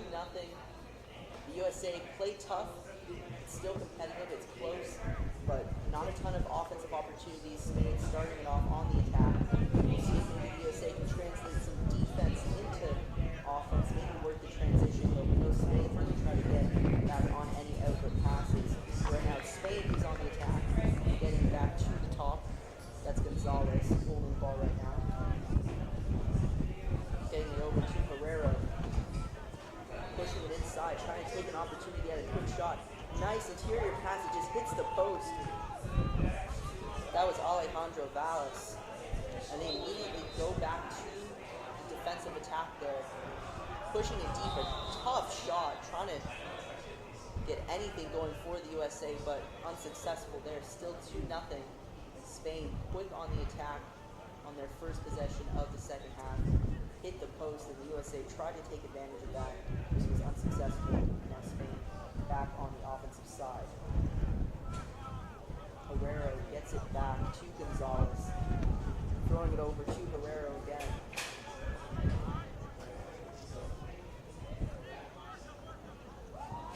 We see getting physical on the inside, but that's going to be a turnover. The States can't really turn it into offense, but they're going to be able to set up their attack. They're going to try to push it forward, but we'll see. The turnover just wasn't, it was a nice opportunity by the States. Almost had the numbers game one-on-one. I think they would have taken those odds, but it's Spain who gets the ball and pushes it on the attack. We'll see if this is going to cost USA a goal. They have somewhat of numbers pushing the attack without the entire defense of the States. The USA were able to get back, get their defense set up, and now Spain is going to have to try to figure something out here. Gets it on the interior. That's Valles, who scores for Spain. That's going to be the third goal of the game for Spain against the States. 3-0 with around 7.5 minutes to go in this second half. The States, again, we've seen them have a couple of opportunities on the offensive attack, just haven't been successful. Spain, they've taken advantage of those opportunities that should be goals, minus maybe that shot that hit the post, but they were able to get back defensively. It did cost them. For the USA, this is really their first time that they've really kind of gone into an offensive set here. That's Reese, the captain, number 1, getting it over to Ismailov, who's kind of working the point of the attack right now. Hargraves pushing it inside to Ismailov. Seems like the USA, they're trying to be patient here, not trying to force anything. Felt like they were forcing things early on in the second half of here. Nice shot there, nice opportunity, just doesn't go in. It's going to stay USA ball in the corner. A good opportunity by the States, try to cut this lead to 2. But it's going to take a lot more than just one good offensive set to beat this great Spain team.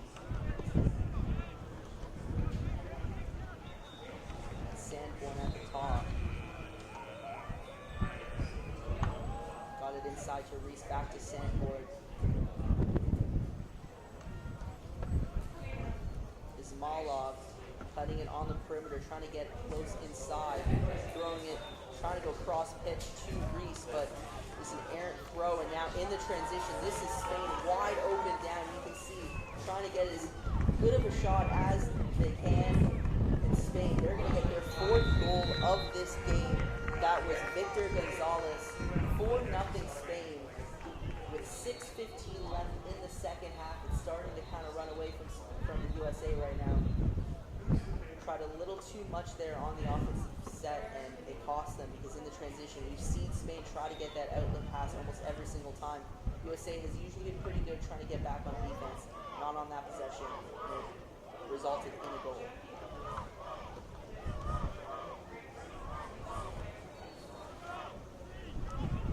USA back on the attack here. They need something, and they need something fast. Still 6 minutes left, but they're playing against Spain and the clock now down 4-0.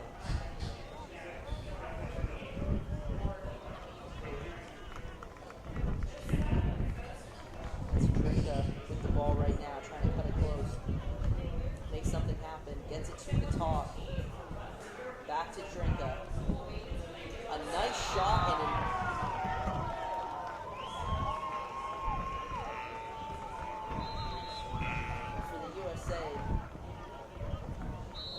that was an opportunity that they needed to make up, or now down 4-1, cutting it to a 3-goal lead with 5.5 left to go in this second half.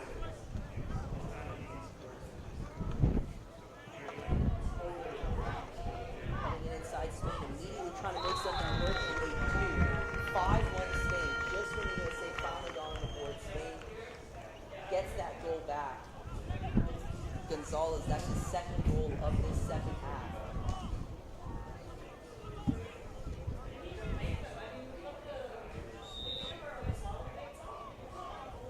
For the USA, obviously disheartening to finally get on the board and then kind of lose that goal right away. But still a tough Spain team, nothing to be ashamed of right now. We know Spain was going to come out hot. And for the USA, they've been competitive most of this game. Just a couple errant decisions on the offensive side kind of resulted in a couple goals here in the second half for Spain. But the USA opportunity to once again to cut this lead to 3. 5 minutes, we just passed the halfway mark of the second half here for the first game of Group C between USA and Spain. The first of 2 round-robin tournaments that happen throughout the week here in Welland, Ontario.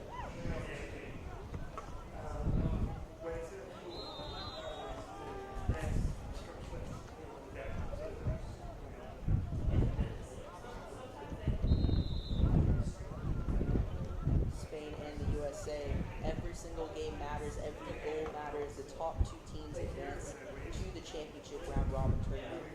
So every point could result in the difference of this entire tournament for your team. For the USA, any goal that they could get now could maybe help their cause to make a push in this tournament. So we'll see if they can play some good defense here. Maybe get something going. Try to get this lead a little bit closer. And on the flip side, Spain, they're going to want to push it and extend this lead as much as they can. We hit around 4 minutes left here in the second half.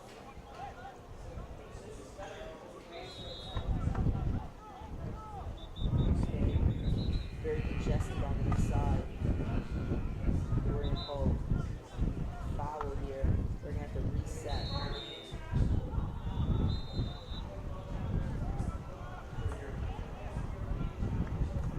It seems like Spain's really been trying to just get everyone on the interior. The States just haven't been really able to defend them in this second half. As you can see, not a lot of space between everybody on the pitch right now. A nice opportunity to try to kind of volley it, and it didn't work out for them. It's going to be USA possession, but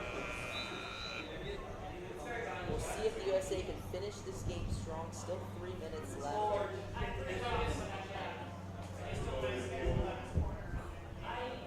Pushing on the attack, 3 guys on the interior, try to take it himself there. It's Reese, the captain, flipping it to the outside to Andre Sanborn. Gets it back to the point. That's Nicholas Porter back to Sanborn. Sanborn trying to kind of see the entire pitch, see what's working for them. You can tell the USA being a little maybe too patient to try to get their offense going, trying to cut it inside, but it's just not working out. Reese, captain, pushes it on the interior. You can just see the defense by Spain trying to get almost every paddle out.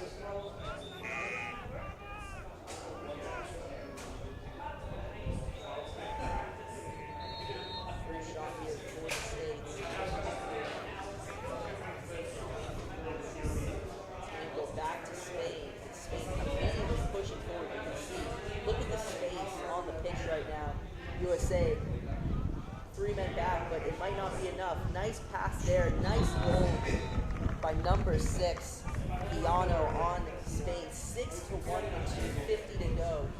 A great performance by the Spanish team. We know that they're one of the favorites to win it all in the men's open bracket, and they're showing it right now, up 5 goals in their first action of this tournament so far.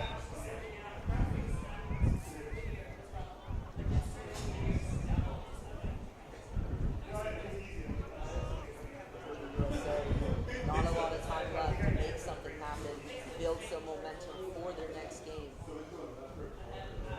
This game is clearly too far gone for them to take the 3 points, but they can still build to something for their next matchup. And that's so important because after losing your first game, losing your second, that might be it for them to advance to the championship side of the round robin. So USA, every goal counts, every bit of momentum they can grab counts as they get inside, but just nothing available for them, having to push it back to the perimeter.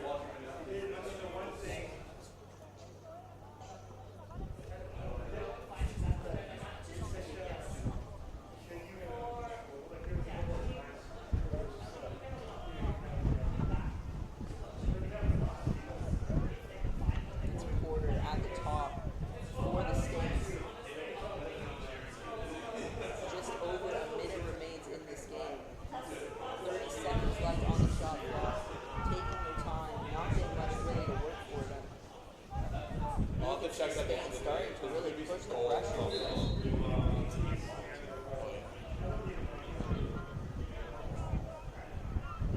can see that pressure that Spain put on the offense. It's almost like the States weren't ready for it. They immediately go on the attack. They want another goal, and they just miss, keeping it at 6-1 with 45 seconds left. Spain could technically just kind of continue to move the ball around and let this clock run out, but you know they want as many goals as they possibly can to help their cause for maybe the first seed in their group. A shot there, nice deflection by the States. Another shot, and that is going to go in for Spain. 7-1 with 25 seconds left. A great performance overall by the entire team. Great defense, especially when it translated to easy fast break opportunities. The States, they're going to more than likely finish this game with 1 goal unless they can make something happen in these final 30 seconds. We haven't seen much of it though so far in this game, but you never know. Maybe one good possession will lead to bigger things in this tournament. That's Porter getting it inside, trying to find somebody. Getting it down to Ismailov.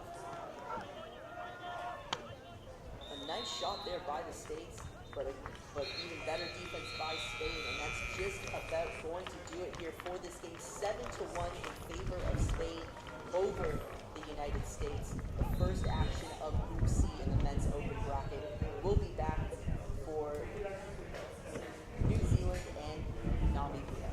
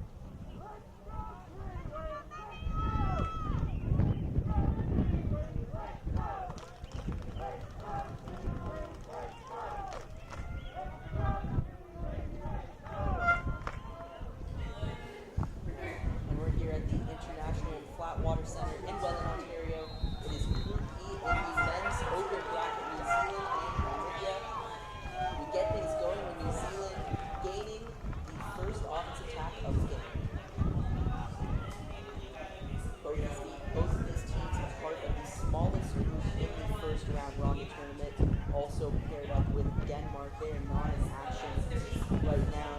They're going to be waiting until later to get things going as New Zealand pushes up for a quick opportunity to score, but they miss the net, and it's going to be in possession of Namibia. They 10 blew away on this one Speaking too. of the fact that this is only a 3-team group, every game matters even more, knowing that you only have 2 other games in the first group of round robin, so this game means a ton for both of these teams who are kicking off their tournament. New Zealand's actually going to stay with possession. It was deflected out of bounds. Has this game Quick started? shot inside. And a quick goal for New Zealand, who's getting on the board 1-0. Still just over 9 minutes left in the first half. Quick goal for Namibia. They have to get things going quick because you don't want this game to get too far away from you too early. And for New Zealand, you couldn't have really asked for a better start. 2 quick opportunities to score, 2 good chances to score, and capitalized on one of them. Big start for New Zealand.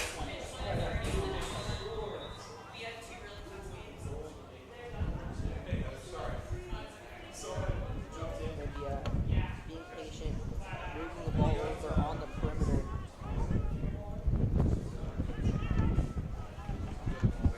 Very congested on the inside right now. And the possession is going to switch to New Zealand, who immediately pushes down on the attack. You want to see the speed. They're trying to get in as quick as possible.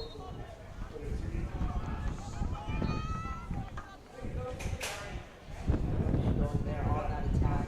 Namibia immediately pushes forward. That's number 10, Jacoby, who pushes it forward to Bosch. Jacoby cross pitch pass to the captain, Stein. Extremely patient right now is Namibia, not really rushing in to get into their attack right now. Captain Stein pushes it on the inside. You can see how many bodies are working the interior. You're not really putting any pressure on the outside attackers for Namibia. Stein, the captain, ball right in front of him. All 4 men immediately going into the attack at the same time, with Visser already on the interior. Nothing really working though. 3 seconds left on the shot clock. They're going to have to make something happen here. And the clock runs out, and that's going to be a switch in possession. And a quick and easy goal for New Zealand, up 2-0 so far. A great start defensively, and an even better start on the offensive side for New Zealand. Up 2-0. You can't really ask for a better start to the tournament for New Zealand. And if they keep playing the way they're playing on the defensive side, not really letting Namibia get any opportunities close to the net, this might be an easy win. But again, still 8 minutes left, or around 7 minutes left, left in this first half. Still tons of time to get back into this game, only down by 2 goals. We continue to see them work the outside of their attack.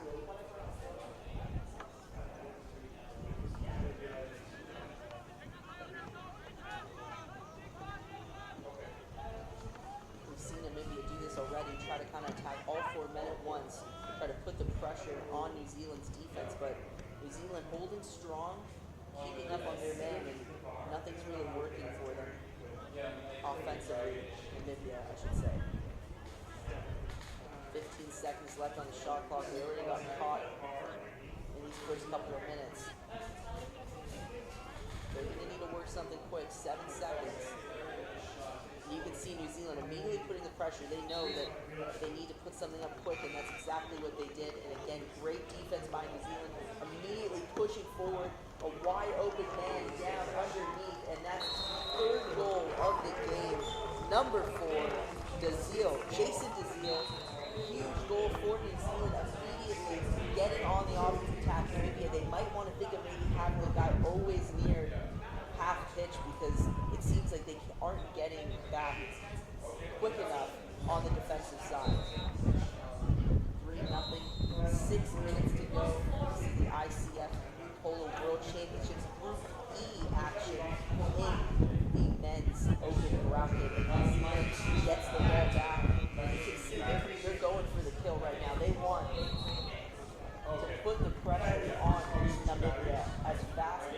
as quick as they can. A missed opportunity there, but it is going to stay in New Zealand's possession. It's deflected out of bounds. You can see they're pushing it forward. Number 5 right there, Young, for New Zealand, gets it into the interior. Back to the outside, but still close enough to the net for a good opportunity. He misses it, but it's going to stay New Zealand's ball. Oh, there you go. For Namibia, they just need something to go their way right now. Down 3-0 with around halfway left in this first half. Their defense, when they're in their set, hasn't been terrible. They just haven't really been getting out and transitioning up. As you see a nice deflection there. But they lose possession, an errant pass that just had no chance to get to their hand. And that's another goal. Number 7, Hapeta, he gets on the board for New Zealand. This game is clearly getting away from Namibia, and a team that maybe didn't have high expectations going into this tournament. This isn't the start you wanted. Down 4-0, 5 minutes left.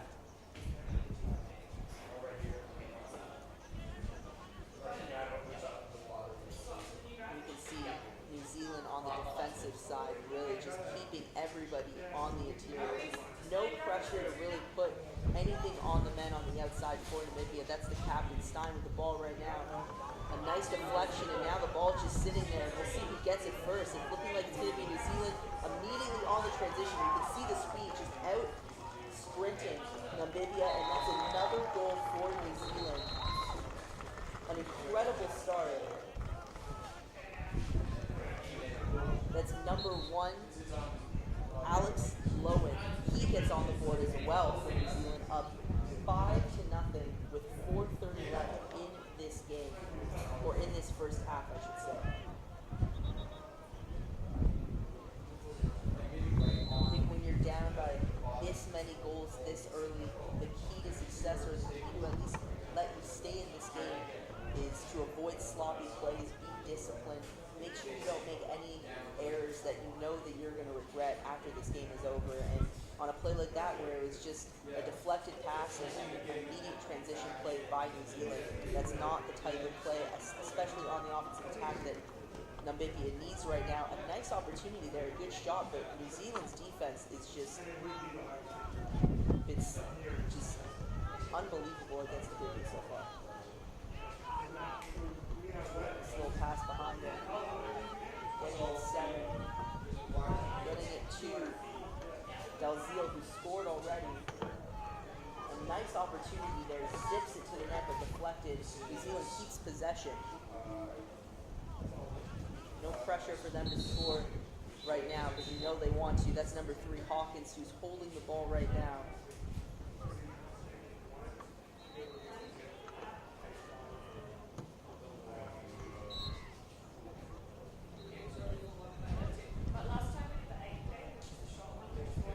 For a shutout for New Zealand. 3:30 left in this first half. Getting it back to the outside. A little too much on that pass there. Hawkins couldn't really handle it. They're still able to maintain possession. Let's see if he tries to kind of pop it back outside to Dalziel. We mentioned he's already scored in this game. New Zealand, a ton of players getting involved offensively so far. Getting it inside. A tough shot there as he falls into the water. We'll see if that's been deflected or not. It looks like it's going to be New Zealand ball in the corner. It'll be Dalziel who takes the corner pass. We'll see if he just passes it to himself, or he gets it to one of his guys on the outlet. He does. He gets it to Kyong.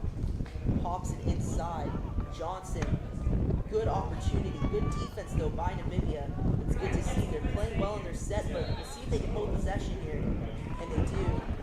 But it did go out of bounds. It's going to be stealing possession once again. A ton of substitutions being made by Namibia. They might get caught in it, though.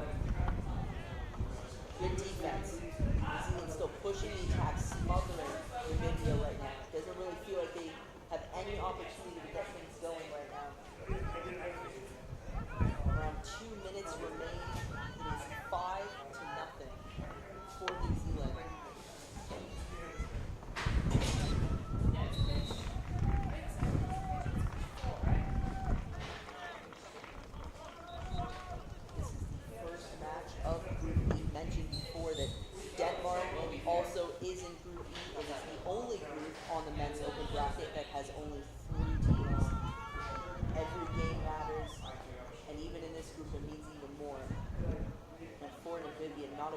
start for them, down 5-0. A minute and a half to go in this first half. We'll see if they can get things going. We'll see if they can get something to maybe look forward to in the second half. Kobe with the ball right now. Another substitution made. Seeing number 8 for Namibia get it back on the pitch. Jacoby really been on the outskirts of this offense almost the entire time. Never really attacking inside, but as you can see, all 4 members on the perimeter kind of attack all at once, but it hasn't really been working for Namibia. That was probably their best opportunity, though. They had a good opportunity at goal, just not enough on there. We see the outlet pass by New Zealand. They have numbers in front of the goal, and that's going to be their 6th goal of the first half. It is a rout so far. New Zealand dominating in the first half, dominating Group B so far. And if you're New Zealand, you have to be happy with the way that you come out in your first game of this tournament on day 2.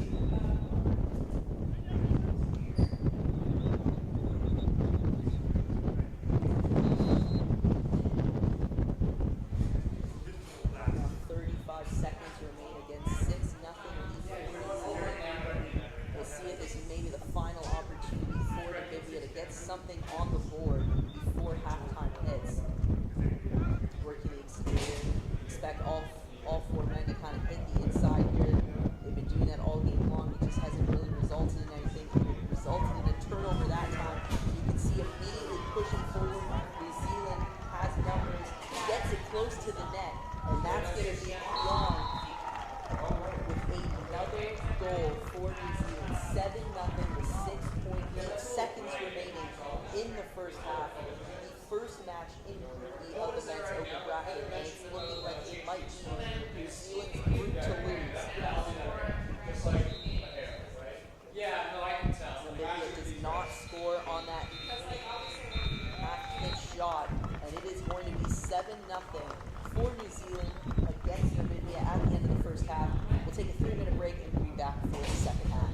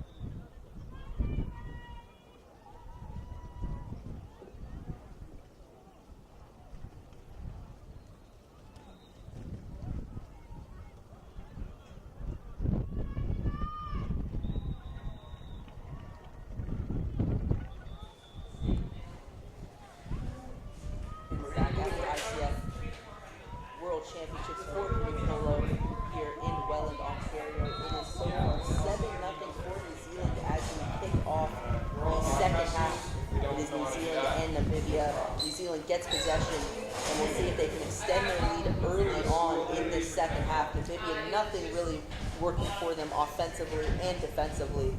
One key that I feel like I noticed the most is the transition attack by New Zealand, really getting back on the offensive side with numbers as quick as they can, and Namibia just really hasn't gone back defensively, and has cost them a couple goals so far. But New Zealand's defense also really good, and we can see just on the offensive side right now, just constantly pump faking, getting inside, making things difficult. As they look to reset here, that's the captain Hadley at the top of the offensive attack. Pushes it inside to Lowen, took a nice shot, but a deflection. It's going to stay New Zealand ball in the corner. Hawkins will be the guy to throw it on the outside of the pitch. Gets it to himself, an immediate attack there by Captain Hadley. Looks to take a shot, and they're going to say that was not a goal. Hit the post, almost went back in. Could have been the 8th goal of the game for New Zealand. Namibia now an opportunity to get on the offensive attack for the first time in this second half. 8:30 to go in this game. 7-0 score. Well, we've seen a lot of Namibia on the offensive side. 4 guys on the perimeter, 1 guy in the interior. A constant attack by all 4 players on the outside at once. The only issue is it hasn't really resulted in results for Namibia, so we'll see if they continue to do that, and it looks like they will. An immediate attack by 2 of the 3 guys on the outside. They keep it on the perimeter though, getting it back to number 9. 5 seconds left in the shot clock. That was an issue in the first half. Taking a nice shot, but a deflection by New Zealand, and this has just been a dominating performance. New Zealand, everything working in their way right now, offensively and defensively. Not as much of a pressure to get back offensively maybe than they had in the first half here. They might be a little bit more patient with it, getting Keong on the inside to the captain, Hadley, who scores, giving them their 8th goal of this game. The captain gets on the board. 8-0 New Zealand, 7:23 left in the second half. Namibia will get an opportunity to answer back, but so far they haven't answered it back to any other New Zealand goals. We'll see if maybe this possession is different than the others.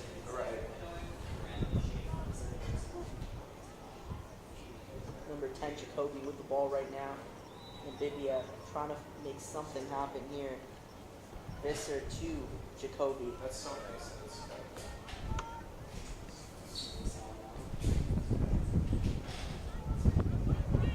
Jacoby and Visser really just getting it back and forth to each other, getting it to Bosch on the outside, almost flips in his canoe, takes his shot, misses, and they're going to say it was not deflected, so it's going to be New Zealand's ball, an opportunity to extend this to a 9-0 lead right now.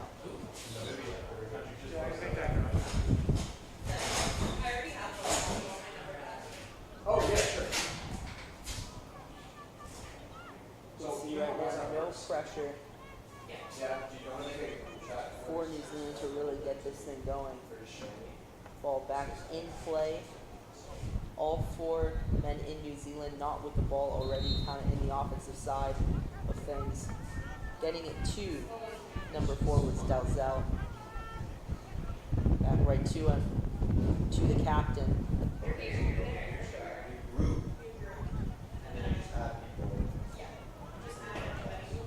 And a nice deflection by Namibia. But it's not going to matter because it is Alex Lowen who gets on the board, making it 9-0 for New Zealand. Not much to say right now other than New Zealand playing an incredible game on both sides of the pitch. And I've said it before, this is the only group that has 3 teams instead of 4, which makes every game that you play even more important not a lot of opportunities to make up for any mistakes or any poor performances. And for Namibia, their next game is going to be huge for them. And if you're New Zealand, you have to be happy. 9 goals to nothing. Having a shutout right now is Namibia couldn't get anything going again offensively. This is exactly the game that you would want, especially when it's opening your tournament.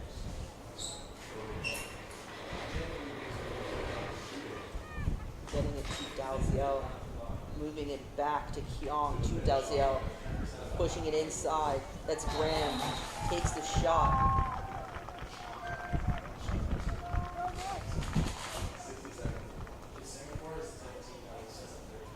New Zealand just continuing to extend this lead 10-0, 5:20 left in this second half.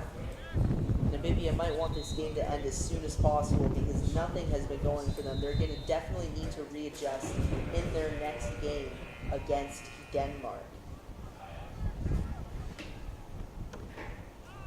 And working the perimeter, number 1 Stein to Jacoby. Jacoby's been working the outside almost the entire time he's been on the pitch. Never really getting inside. Almost like he's setting up the offense for them. Not much going though. Just really working the exterior of their offense. Not much movement on the interior by Visser, who's really been the man who's been working the inside. 4:30 left in this game. 10-0 for New Zealand. What a start to the tournament for them, Namibia. They might want to forget about this game as they make a nice push inside, but bad positioning, forcing them to take a shot in the outskirts of their attack. And it's going to be New Zealand ball once again. A couple substitutions, and they just push it forward. They have a man deep in the offensive zone already, and it hits the post. Almost their 11th goal of this game, but it's going to stay New Zealand ball. We'll see if they maybe take their time here. A full new shot clock, 50 seconds on the clock. 3:53 left in this second half. Again, number 5 here, Keong gets it inside. And another goal for New Zealand. It is the 11th goal of the game. Namibia, they need to figure something out for their next game against Denmark because defensively it seems like they've really collapsed in this second half. First half, the transition was really the key for New Zealand, but defensively I thought when Namibia got in their set in the first half, it seemed like they were still playing well, making it tough on New Zealand, but in the second half it seems like maybe this is more of a defeated team knowing that this game is too much out of hand. We'll see though, 3:30 left in the second half. You can get yourself on the board. That can mean everything for the rest of this tournament for them.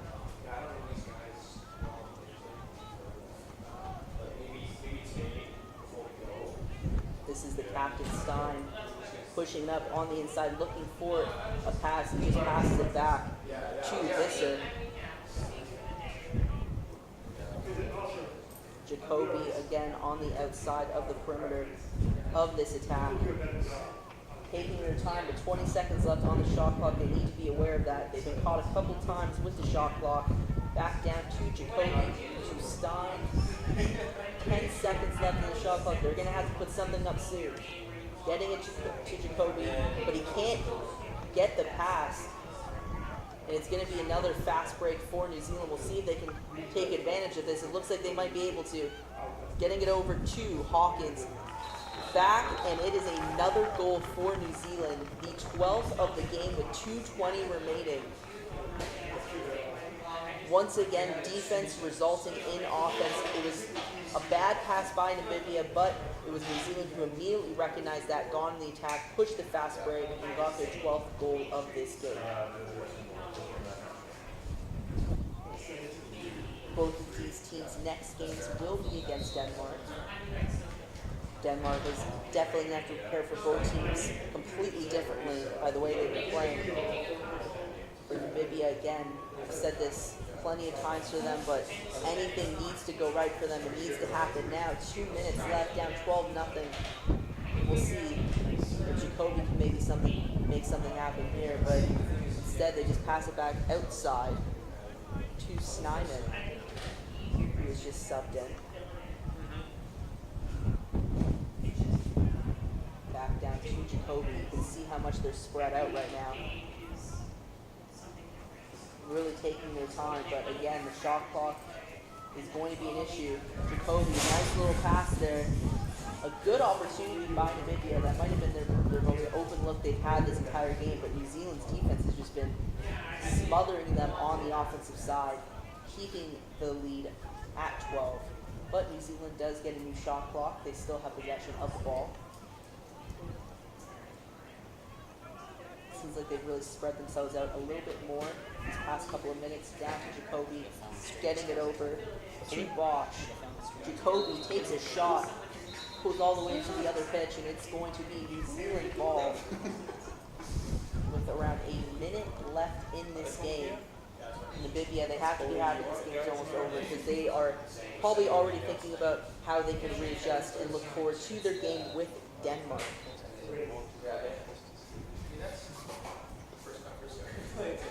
Stopping the play right now. New Zealand just needs to stay out of trouble for this final stretch of the game. The two top teams of Group D will move on to the championship round robin tournament. New Zealand looks like they're well on their way to already booking their spot in that championship round robin side. As they took a shot and it deflected outside, it's going to be Namibia ball. And they're going to push it forward. 40 seconds left. They could technically hold on to the ball the rest of the time, but you know they're going to try to take an opportunity to score and cut it to 12-1. Every goal could matter, especially in tiebreaker scenarios. So every possession counts, no matter what the score is for either team. In the 20-second mark right now, Namibia pushing forward, getting it over to Jacoby, pushes it back to the captain, Adrian Stein. Not a ton of urgency here. Takes a shot. That was Jacoby over the net, and that's just about going to do it for this lead, for the lead in the men's open bracket. New Zealand 12, Namibia 0. A huge shutout by New Zealand. A huge win for New Zealand, putting them in a great spot for the rest of this tournament. Coming up, we'll be watching some under 21 women's action. It's Poland and Argentina. We'll be right back.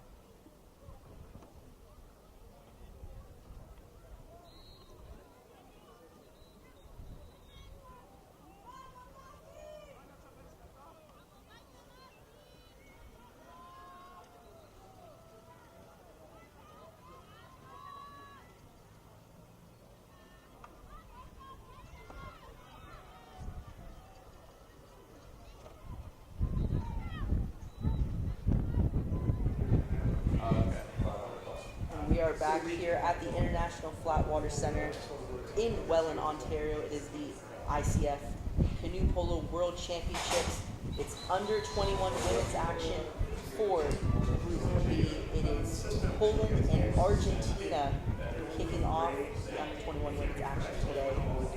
Both of these teams competed yesterday to completely different results. Poland, after a big lead against Netherlands, ended up drawing 4-4, and for Argentina, they need to bounce back big, losing 9-1 to Canada, and then a whopping 37-0 loss to New Zealand. Obviously not the results that you want on your first day, but it's day 2, and an opportunity to bounce back and maybe expect different results for both of these teams. Poland has been starting now. Always a contender to win it all. Argentina, their first real opportunity in this tournament. You can see that they've struggled so far, and there's a reason why this is the first time they've been in a tournament like this, but they still qualified, which means every single team has a shot in any single game. We're just about to kick off the opening sprint here for Poland and Argentina. Both teams wanting to make up for the results they did not want in day 1. And we're off. You can see the speed of Poland. Looks like they might get there first. And they do. So Poland will be on the attack first.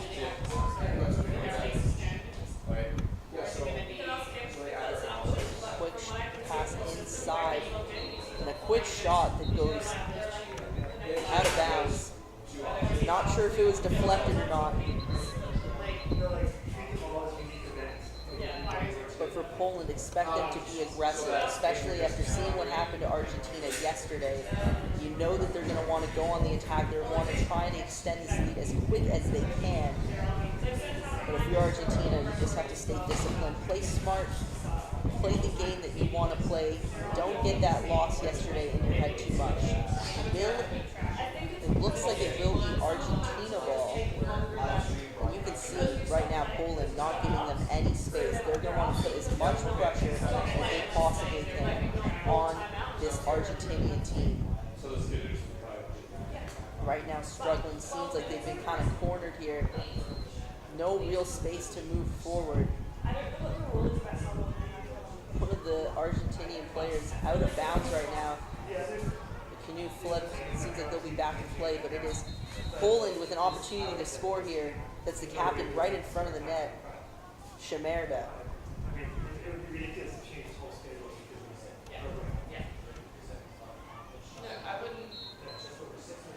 Poland working the outside, immediately getting close to the net, and that is going to be the first goal of the game. Number 7, Monika Kulas for Poland, puts them on the board 1-0 with 9 minutes left in this first half. So a quick goal for Poland. Good sign for them, not so much for Argentina. So it'll be Argentina's first real opportunity to get past half pitch and make something happen. But you can see Poland immediately attacking, giving them no space, trying to fluster their game as quick as they can, and that's exactly what they did. But they're going to call a foul, and it looks like it's going to stay Argentina ball. Maybe that aggression might be a little too much here for Poland, but so far it worked. And a push there by Poland, and flipping the tie completely. It's going to be Poland ball, a 2-on-1 attack here. But a nice defense by Argentina that could have been an easy goal, but a great way to get back in front of the net and avoid being down 2-0 early. But Poland, you know, they're immediately going to go for something quick in the corner here.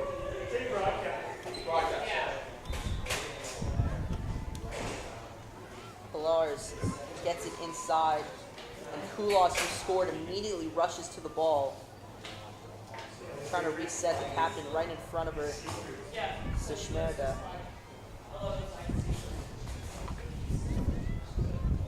A good opportunity here, and that is going to go in, and that is going to be the second goal of the game for Poland. Monica Pasaga, she's the one who gets on the board for Poland here. 7:17 remaining. And Argentina not looking too great defensively.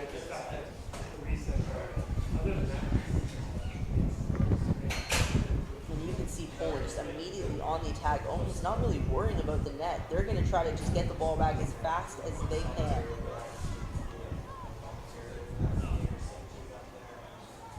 And one thing to mention, the amount of goals that you score can always end up resulting in a tiebreaker scenario. And when New Zealand scores 36 on Argentina, that puts them in a good spot to win almost any tiebreaker they have. So you know Poland might not just want to win, they might want to win big just to keep themselves in contention with the first place opportunity in their group. Argentina has the ball back. They still have yet to really cross half pitch and make something happen. An errant throw there, and Poland immediately going on the attack. And no one in front of them. It's 2 on nobody, and that is going to make it 3-0 Poland. The captain was there, Shimerda. Also Sandra Pilars for Poland. A great start for them, but it's looking a little bit more of the same for Argentina from what we saw yesterday.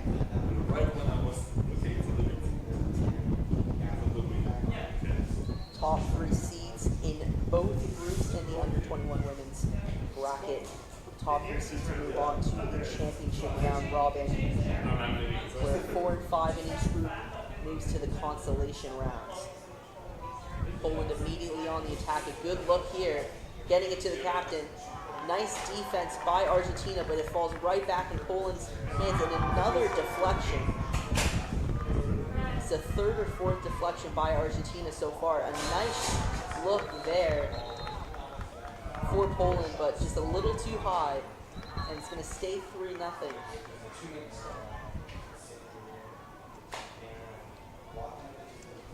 Now Poland, it looks like it's going to stay their ball now. Or sorry, it's going to be Argentina ball, and one thing that we saw when they had it underneath the basket the last time, Poland immediately went on the attack defensively, really tried to corner Argentina, force them to get an errant throw, and that's exactly what happened. We'll see if they do a little bit more of the same right here.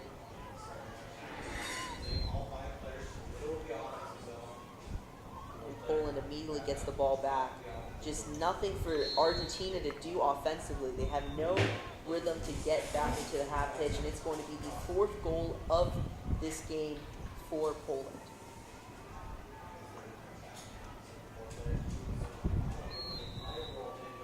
Argentina again really struggling to get past half pitch. It seems like maybe these teams that saw any film yesterday from Argentina's game against New Zealand, they saw that the pressure that you can put on this team might just be too much for them, and that is the 5th goal of the game for Poland. Monica Pasaga, her 2nd of the game so far. And with 5:47 left in this first half, we're already witnessing a rout, something we saw in both games by Argentina's under-21 women's team. Getting back to half pitch. Really just feels like Argentina is moving backwards instead of forwards offensively. Unable to get on the offensive attack. Poland immediately getting possession again. That's Pilars throwing it forward to the captain, and the captain's going to score. That's Claudia Sashmerda getting her first goal of this game. 6-0, 5:27 left in the first half. You can see that Argentina is just really struggling in every aspect of the game right now, not able to get anything going offensively. Defensively, it just seems like they can't really, other than they've had a couple of good deflections, they've had opportunities to stop Poland, but they can't gain possession, and they can't do nothing really with it when they get possession. So it seems like usually we like seeing defense turn into offense. It might be time for the offense to turn into defense for Argentina, because it seems like maybe even they're being a little too over aggressive, trying to make something happen as they get possession here. But immediately turned over. Poland ball. Number 6. That is Kalina on Poland, unable to score there. Another deflection.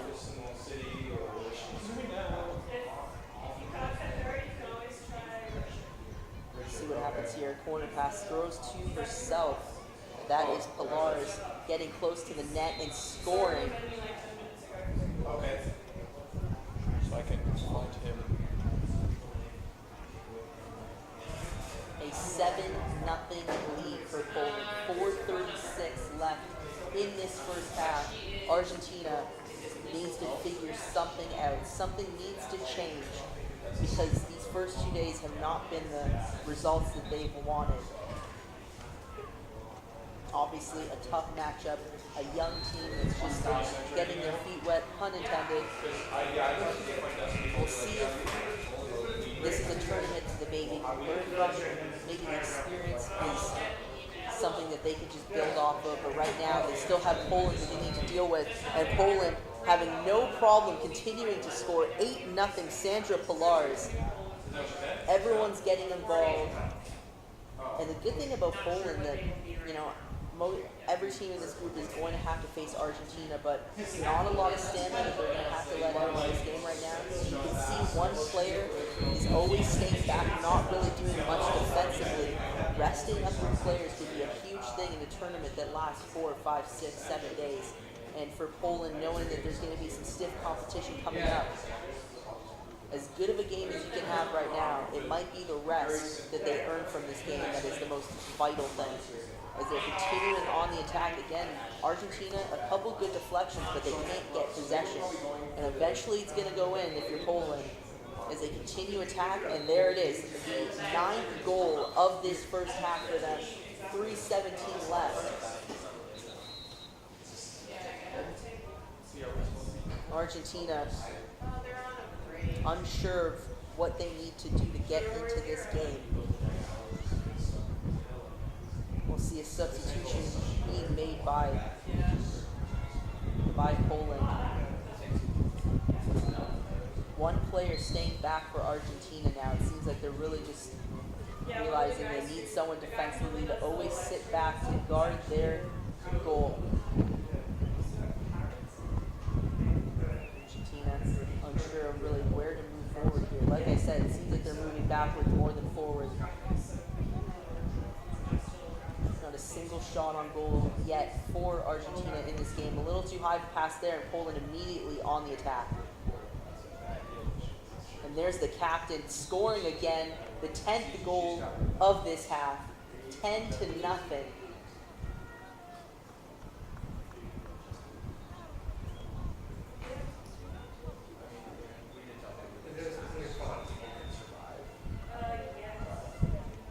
Argentina again keeping one player back. Not really much else they can do right now. Obviously offensively they can't get anything going, so maybe playing a more defensive set might work out for them more. Maybe stop the bleeding just a little bit before halftime. But they just can't keep possession, and you can see Polo just immediately going up one-on-one here, and it's going to be another goal. It's going to be hard to stop that. Number 2 for Poland, Monika Basaga. She continues to score. She continues to be a star for Poland in this game. And moving forward in this tournament, this is a great game that can really boost some confidence when you're facing stiffer competition. Argentina, again, they don't have a ton of experience. This is their first time in this tournament. Really just trying to find a rhythm. But it seems like the talent level just might be too much of a difference as Poland immediately goes on the attack, misses the net, could have hit their 12th goal of this half. 11-0, just hit the 3-minute mark in the first half. This is the ICF Canoe Polo World Championships here in Welland, Ontario, Canada.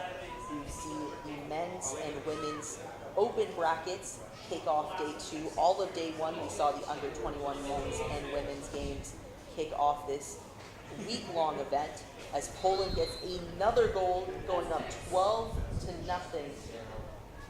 Halftime can't come any sooner for Argentina right now.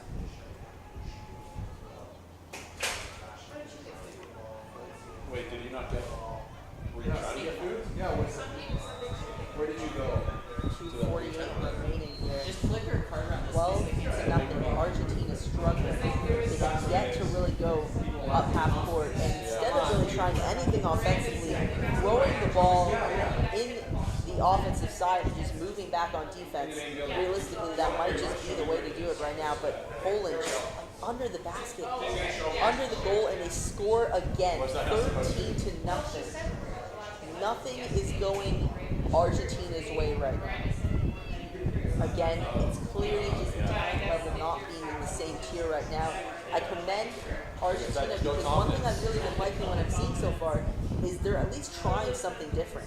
Keeping someone back, throwing the ball on the opposite side just to get back on defense. They're trying to do something different to get to change this outcome just a little bit, but Poland's just too good of a team right now as they look to get another goal, and they do, 14-0 to 2011 in this first half.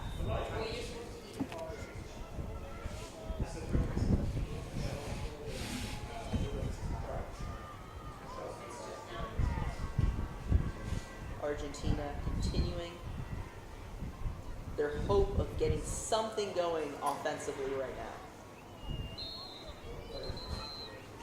The referee is going to call a foul. It appears to be on Polo. Who's that? You could do a lot worse. It's a green card. See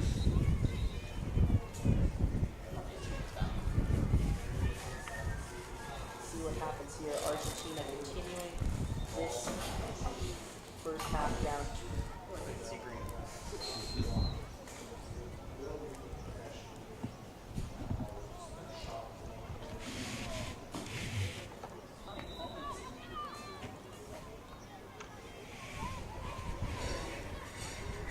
Poland on the attack right now, pushing it forward. And it is another goal for Poland. Number 3, Sandra Pilares, 15-0 with 1:57 seconds left in this first half. Argentina has yet to get a shot on goal. They've yet to really cross half pitch, and you can see they're trying to get something going offensively. They're trying to spread the ball around, but Poland understands that if they just continue to smother them defensively, they're not really going to get much going. They continue to have one person at the net to try to guard, but when it's a 2-on-1 attack, there's not much that they can do. Poland gets possession off of a turnover, around a 3-on-2 right now, and a good deflection by Argentina, but they need to gain possession or it's not really going to mean much. And once again, the captain, Claudia Sishimerda, for Poland, 16-0. It seems like Argentina just can't get anything going defensively. Offensively, obviously there's going to be a struggle, but even in their defensive set, can't really get much pressure going. Maybe put even 2 people back guarding the goal, but it seems like they've tried a couple of different things so far in this first half to get something or to change this outcome at all, but nothing really has gone their way.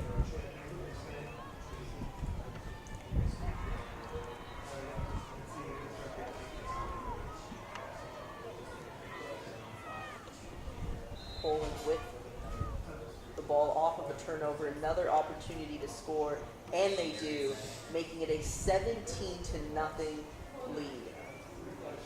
An incredible performance by Poland.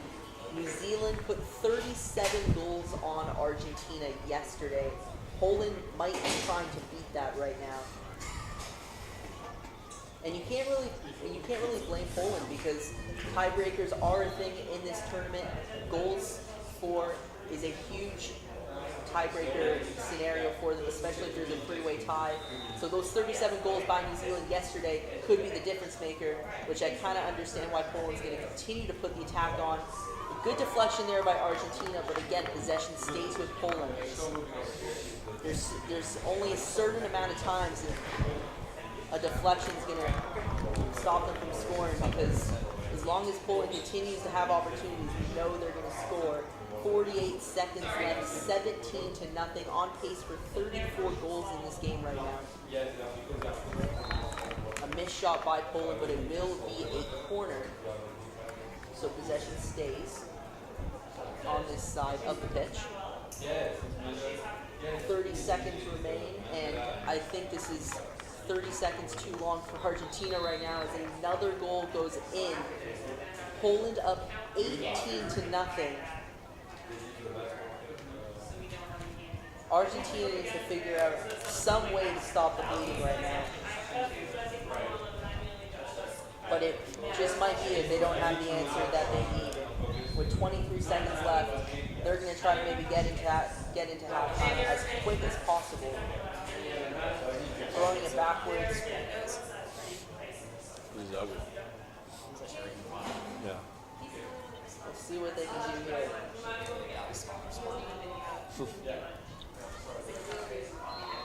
Nice opportunity by Poland there. It's not going to go in, and it looks like that will bring us to the end of the first half. 18 for Poland, 0 for Argentina. What a half for Poland.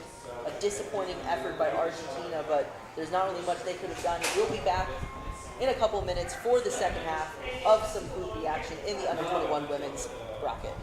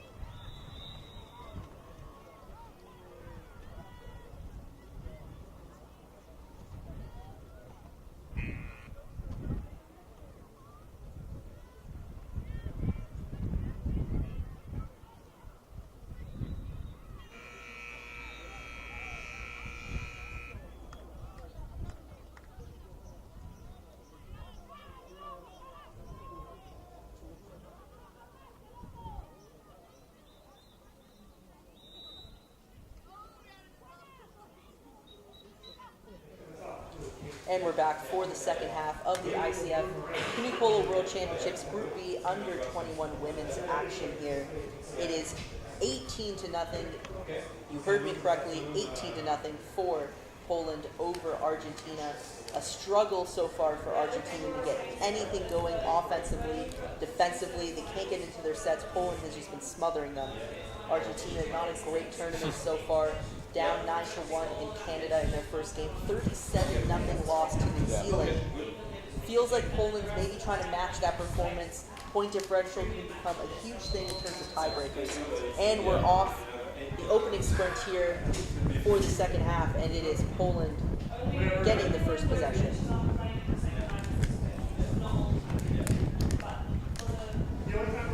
Poland immediately pushing forward. The captain gets it over to number 4, Dominika Soczka. Her first goal of this game, 19-0 for Poland. It seems like we're leaving just where we left off in the first half. Poland immediately on the attack. Poland immediately capitalizing. That was really the first action we've seen on that side of the pitch so far. We'll see if Argentina gets something going here, but instead it's an immediate turnover for Poland. And they're going to continue to push forward. The race for the ball right now, but we know Poland gets it, pushes it inside, and that is another goal. Number 3, Sandra Pilar's 20-0. Still 9 minutes left in this second half. Whether Poland or New Zealand, which team is better, we're not sure just yet. But one thing that is playing in the favor of Poland is right now Argentina. They have to be demoralized. They have to be deflated right now after every single time the other team scores on them. We'll see if Poland can continue this attack. Maybe beat the 37 goals that New Zealand scored on Argentina yesterday. Another turnover. Poland, a good deflection there by Argentina, but possession stays for the red team. And another goal to make it 21-0. Number 7, Monika Kula. She was the first one to score in this game, and now she has extended this lead to 21.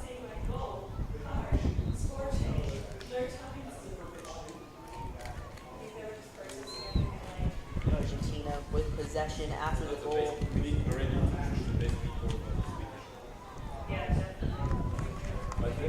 Trying to move forward. This is the most they've really gone in the offensive attack.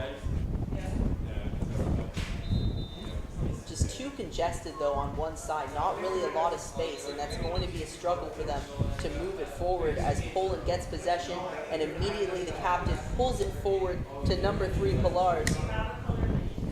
Pilar's gets it to Soczka, who scored her first in this second half and scores her second, making it 22-0, 8-10 left in the second half. Just a dominating performance by Poland right now. Argentina, nothing working out the way they wanted it to in this tournament. And for Poland, this really couldn't be a better game to start off day 2 for them.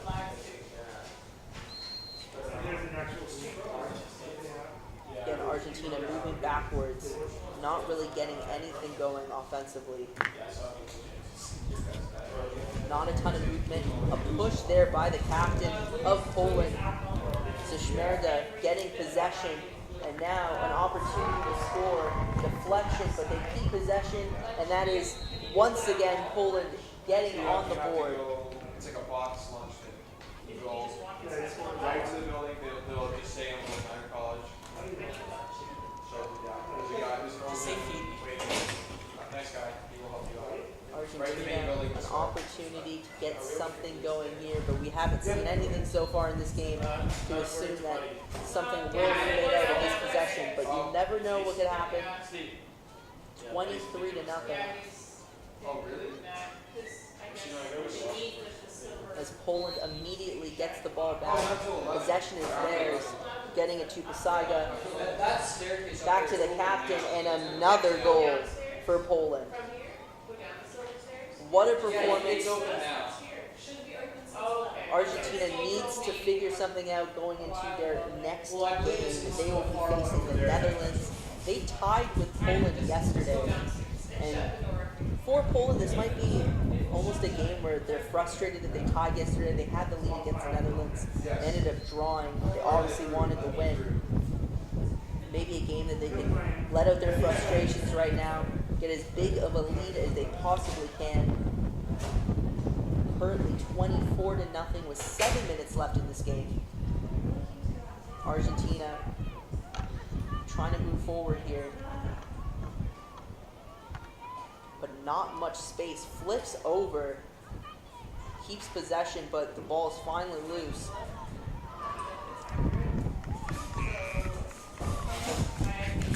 comes Pilar's down to the captain. Schmer gets it.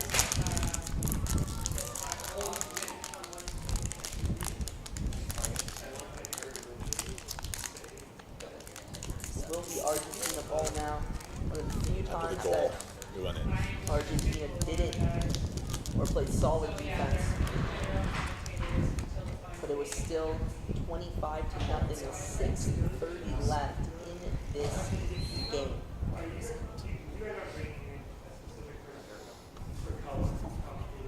You can just see nothing is opening up for Argentina. Poland being smart. No need to play passive. No need to guard your net right now. Put as much pressure as you can.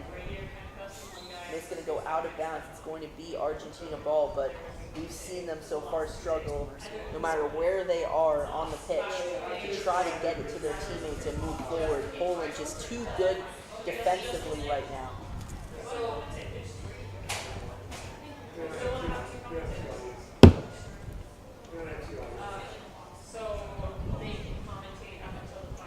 And Poland another goal, 26-0.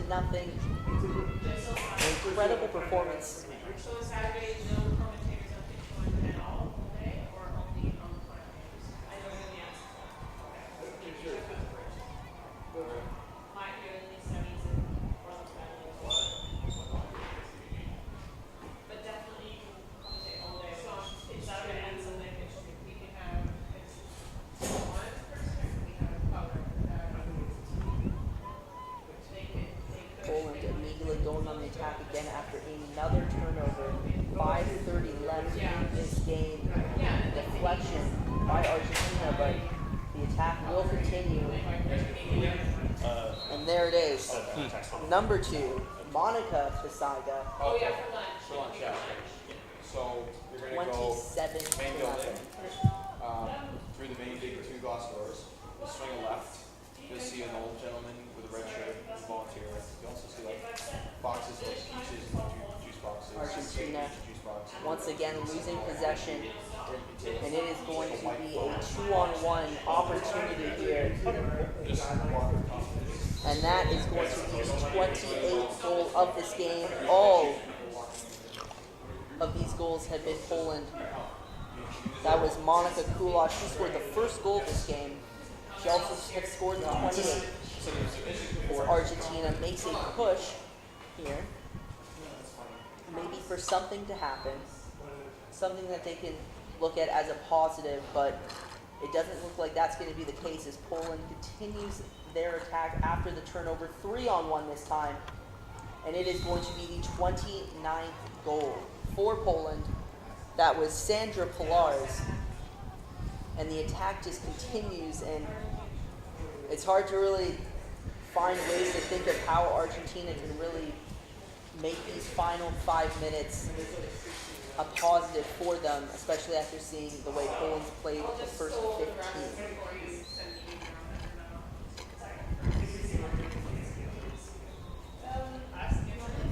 And Argentina just getting bullied right now. Poland not letting them get anything going. As another turnover, another 3-on-1, and it is going to be the 30th goal of this game. All for Poland. 30-0. That was a goal from the captain, Claudia Tschmerda.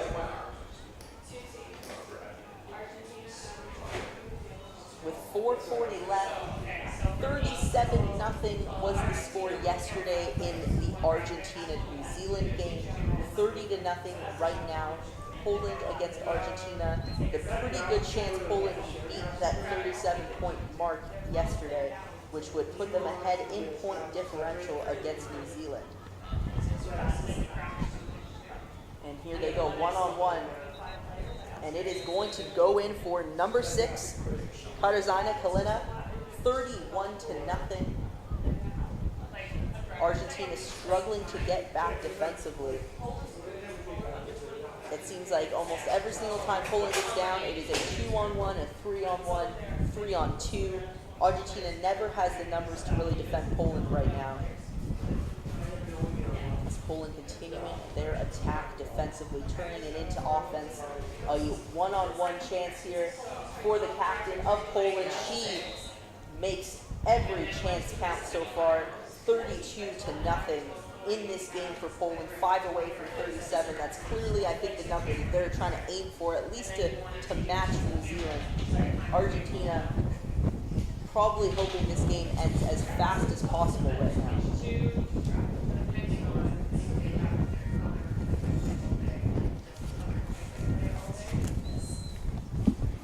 Clock continues. Argentina trying to push forward. Holding on to the ball, not really sure where to go. It's going to be possession for Poland now. 5-second violation. Poland 3-on-2 attack, just misses the net, trying to make it 33-0. It will stay Poland.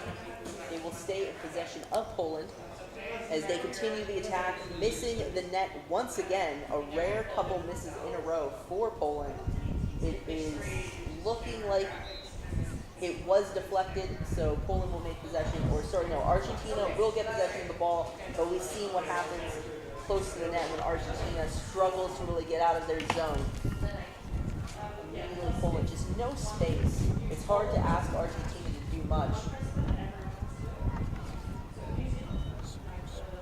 As we see a fight for the ball in the corner, Poland has possession. The first real time that we've seen Argentina have a set on defense, but it doesn't matter. Number 3, Sandra Pillars gets the 33rd goal of this game.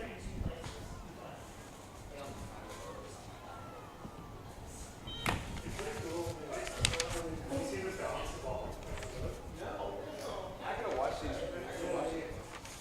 Just when they're running, they have the ball. Like, they actually pick up the ball.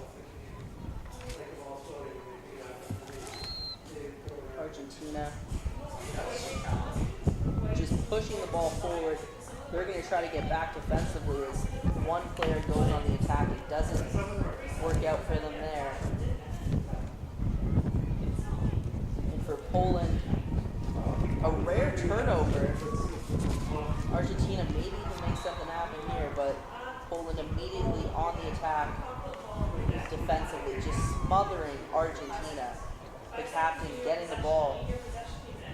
So Schmerda getting it, trying to get it to Besaida, but unable to a couple of times.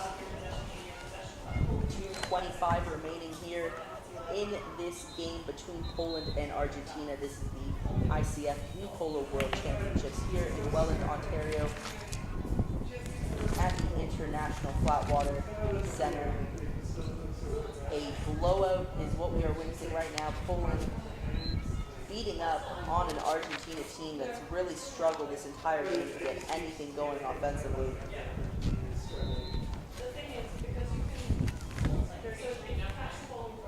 Argentina, though, a couple of straight defensive stops, a couple turnovers they forced. Maybe defensively, that's something that they can look at moving forward in this tournament as a positive. They've stopped the bleeding just a little bit in this past minute and a half. Poland has yet to score in their past couple of possessions. Sorry, I want to past couple of shots on goal. Oh, I was wondering what the white things were. That's So all the Poland signage. another opportunity to score, and they I do have to go first one. Yeah. a huge goal for Poland. They're continuing to pour on in this game. Looks like we're at a 34-0 score for Oh, Poland. they're pressing as well. Argentina just hoping that clock runs down Oh, that's faster just than it usually does right now. That's a really, really mean way to play against them. It's working, You can just but see they're smothering did they Poland. actually not lose Argentina, though, getting the turnover. Maybe they can push forward here, but looks like a foul was called and it's going to be Poland ball. For them, it's probably going to be important to get up their percentage. They need to get that goal difference. Because New Zealand exactly. scored Trying to 37. work Exactly. the goal differential right now. But that'll be a good game. 37 Poland, goals New Zealand, Poland. against Argentina yesterday. Argentina also lost 9-1 against Canada. Right now, 34-0 for Poland. Hurry up.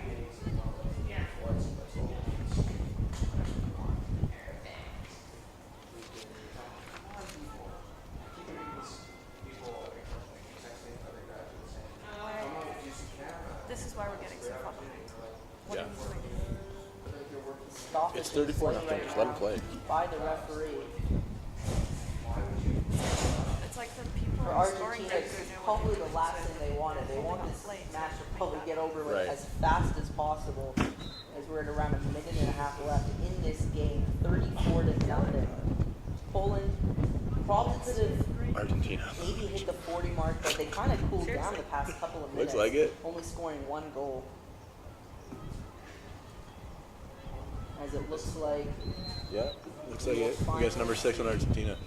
this game continues forward, and we see immediately Our coach is over there. the 35th goal of this game by Poland.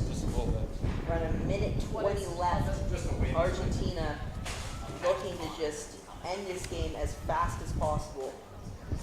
Poland probably thinking of that 37 mark that New Zealand hit yesterday. They're both in the same group, Group B of the under-21 women's bracket. The top 3 teams in both groups will advance to the championship round robin, as the 4th and 5th place teams will go to the consolation round. Poland continuing the Okay. attack, but it goes out of bounds, and we'll see whose ball it Okay. is. It looks like it might Oh wow. be Poland's possession, and it is. Oh my god, Joel. A corner opportunity, getting it inside, trying to look for the captain here, but they don't need to. Another goal, making it 36-0, 53 seconds left in this game.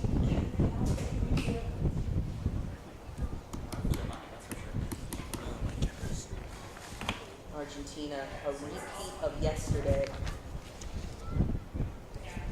Obviously not the results they wanted heading into their first ever under 21 women's draw.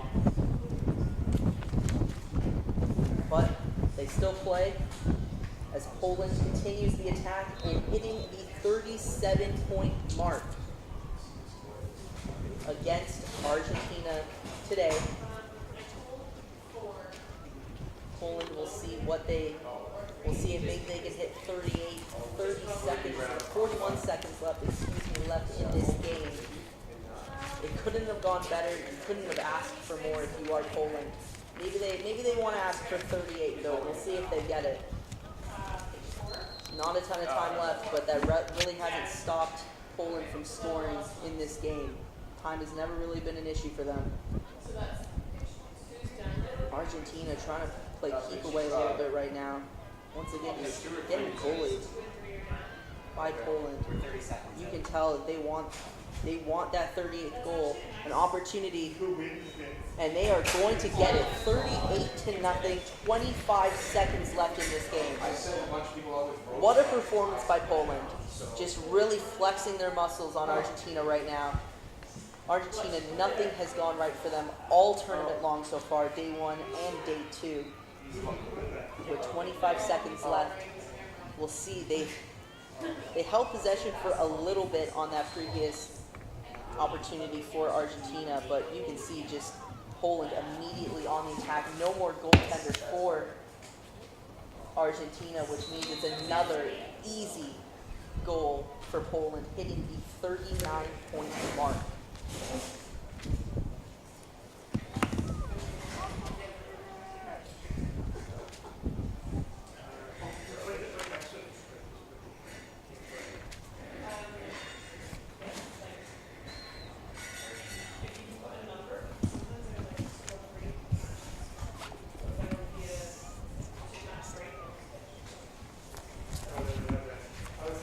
Time is running out of this game. It looks like the final score will in fact be 39-0 in favor of Poland. A huge response by Poland, drawing yesterday against the Netherlands, seeing New Zealand score 37 on Argentina. They matched it with 2 extra goals on their name. Poland, a huge performance today. We'll be taking a break and we'll be back at 1:15 for open women's action for the ICF Canoe Polo World Championships.